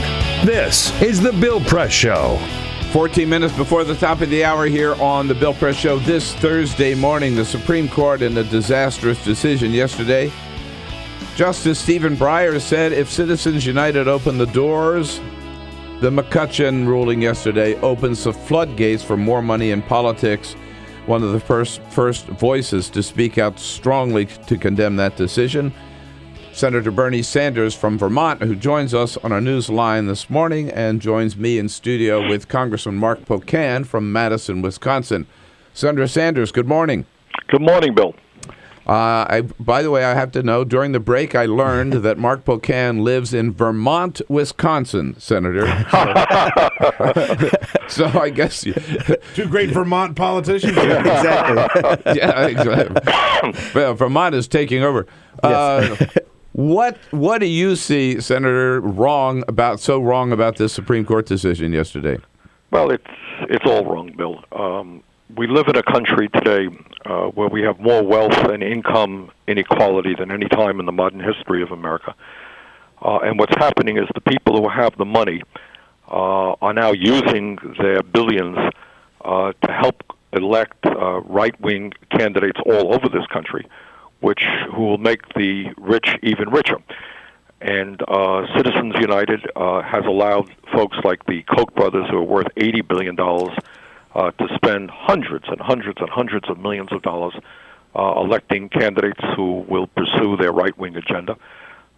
We recently saw the spectacle last week of Sheldon Adelson welcoming Republican potential presidential candidates to Las Vegas and essentially saying, look, if you tell me what I want to hear, if you do what I want you to do, guess what? I'm going to give you hundreds of millions of dollars for your presidential campaign. And what the decision yesterday did, it simply accelerated that process. And it said that instead of being able to spend something like $125,000 on direct contributions to candidates, you can now spend $3 or $4 or $5 million. You can now provide $5,000 to hundreds and hundreds of candidates. So what the essence of the decision is about is to give the top 1%, the millionaires and billionaires, even more power over the political process. Now, interestingly enough, Bill, Judge Thomas, who is maybe the most right-wing of a right-wing Supreme Court, he said, and this is where the Republican Party wants to go, and people should know, Mitch McConnell and the Republican Party have been pushing these decisions. What Judge Thomas said is, you know what, yeah, this is okay, but I want to go even further. I want to eliminate all restrictions, all limitations on campaign spending. In other words, where Thomas wants to go and where the Republican Party wants to go is to a moment where the Koch brothers can provide unlimited sums of money directly to every single right-wing candidate in America. And when you do that, you really are, in a very fundamental way, destroying American democracy, and it's something we've got to fight back vigorously against. And that's clearly where John Roberts, I think, wants to go, too. I mean, this seems to be his agenda, right? Citizens United, now McCutcheon. Keep it going, absolutely. And then we can, you stop and you think, over the last 100 years, what we've tried to do with American democracy, we've tried to expand American democracy. We, 1924, women got the right to vote. During the 60s, African Americans in the South got the right to vote. During the Vietnam War, we lowered the voting age from 21 to 18. This is an exact reversal of all of that. Yeah. Got rid of the poll tax during the 60s. What this says, okay, what America is going to be about is a society in which a handful of billionaires will be able to elect the candidates that they want. And if you don't have a whole lot of money, forget getting involved in politics because you ain't going to win. And again, I think people should be aware this is not just some kind of esoteric concern about campaign finance. What this means, what these guys want to do, they want to destroy Social Security and Medicare and Medicaid and the Environmental Protection Agency. They want to give even more tax breaks to billionaires. They want to eliminate the concept of the minimum wage. This is a right-wing agenda, and what the Supreme Court did yesterday is just continue the process of giving more and more power to the very wealthy. And hard to make the argument, I think impossible to make the argument that this is in any way good for democracy. Congressman, another issue, Senator Sanders, another issue that you and the Congressman have been working on. We were talking with the Congressman in the last segment about the minimum wage, which, of course, you've been working on in the Senate. Right. And it looks like, Senator, will there be some action this week on extending unemployment insurance? I think finally, after months and months and months, and folks like Jack Reed of Rhode Island deserve a lot of credit for this, after months of fighting us, it appears that we now have 5 Republicans, at least 5 Republicans, who will give us the 60 votes that we need to overcome a Republican filibuster to pass this thing. And this will impact several million American workers who are at the end of their ropes financially. These are people who are long-term unemployed. Long-term unemployment today is probably as high as it has been in a very, very long period of time. It is the moral and right thing to do, and it's also good economics because when you put money into these people's hands, they're going to go out and spend that money and create more jobs. So to answer your question, Bill, we are crossing our fingers here, but we think we have a few Republican votes finally that will enable us to pass it. And then, of course, the bill goes to our friends over there in the House, and we'll see what happens there. Well, Congressman, with a bipartisan vote that Senator Sanders was talking about coming to the House, do you think that at least there's a chance? It's the best pressure we could possibly have. I think the votes would be there if we could bring it to the floor. I think it's up to Speaker Boehner to decide if he's the Speaker of the House of Representatives or he's the Speaker for the Tea Party, and that's the problem we've had so often this last year. Senator, I want to give you one last word here. There is a rumor, in fact, I picked up my Nation magazine this week, and on the cover of the Nation magazine, your picture and the thought that you might consider running for president in 2016. Well, if the Nation says it, it must be some element of truth in it. But this is what I've said, Bill. I honestly and truly do not wake up every morning, look into the mirror and say, hey, this is the next president of the United States. Far from it. I think anybody who wants to run for president has got to be a little bit crazy. But this is what I do believe. I believe that this country faces more serious problems today than any time since the Great Depression. And if you throw in climate change, maybe the problems are even worse. And I think, at the very least, we need a vigorous discussion about why the middle class is disappearing, why the gap between the very rich and everybody else is growing wider, and what we can do to rebuild the middle class, to create the millions of jobs that this country desperately needs. To ask the question why America is the only major country on earth without a national health care program guaranteeing health care to all people. To ask the question about what actions do we have to take now, today, to reverse climate change. So I am prepared to jump into that race and raise those issues if other people are not going to do that. When you make that decision, you'd be the first to let us know. Senator Sanders, thank you so much for your great work for joining us this morning. Thank you, Bill. Thank you, Congressman Mark Pocan, for coming in as well. Absolutely. Heard that? Take that message back to the Progressive Caucus. Yes, we've got a lot of great folks in our Progressive Caucus in the House working on this stuff every day, and Keith Ellison and Raul Gajalva have done a great job leading it. Absolutely. Glad that you're there, and we'll be right back and wrap things up. Thanks so much, Congressman. This is the Bill Press Show.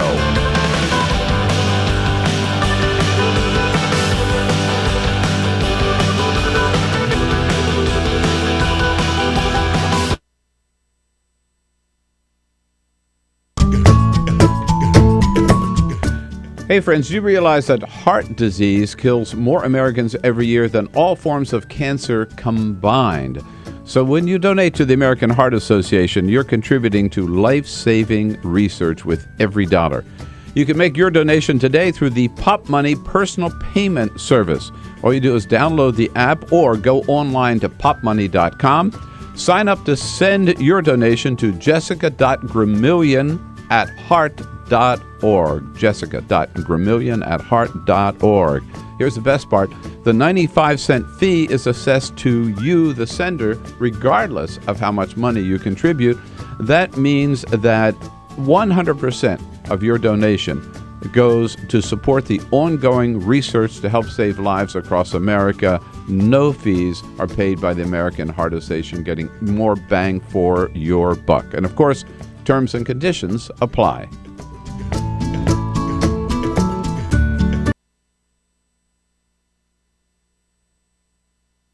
So, I'm kind of new here, but I've noticed a trend. My human does this funny thing where she goes around and gets all my toys, and then she hides them in that basket by the door. But it's always the same basket, and it's always in the same place. And then she acts so surprised when I find them, but, she's putting them in the same basket. Again. It's like, hello? That's where you put it last time. You were the worst at hide and go seek.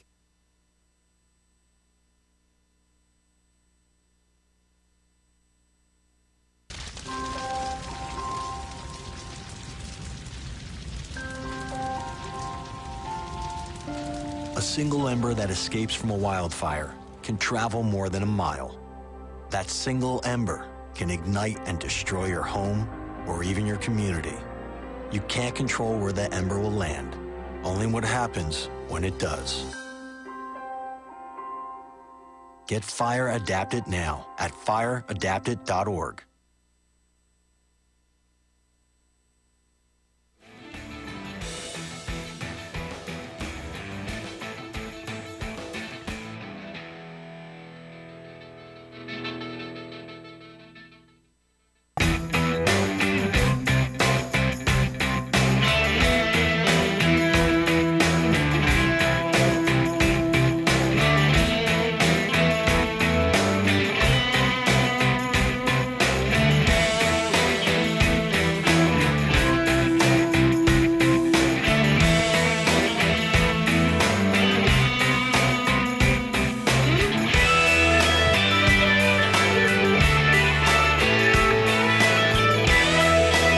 That's it for today, folks. Have a great Thursday. We'll see you back here again tomorrow, This Friday morning. is the Bill Press Show.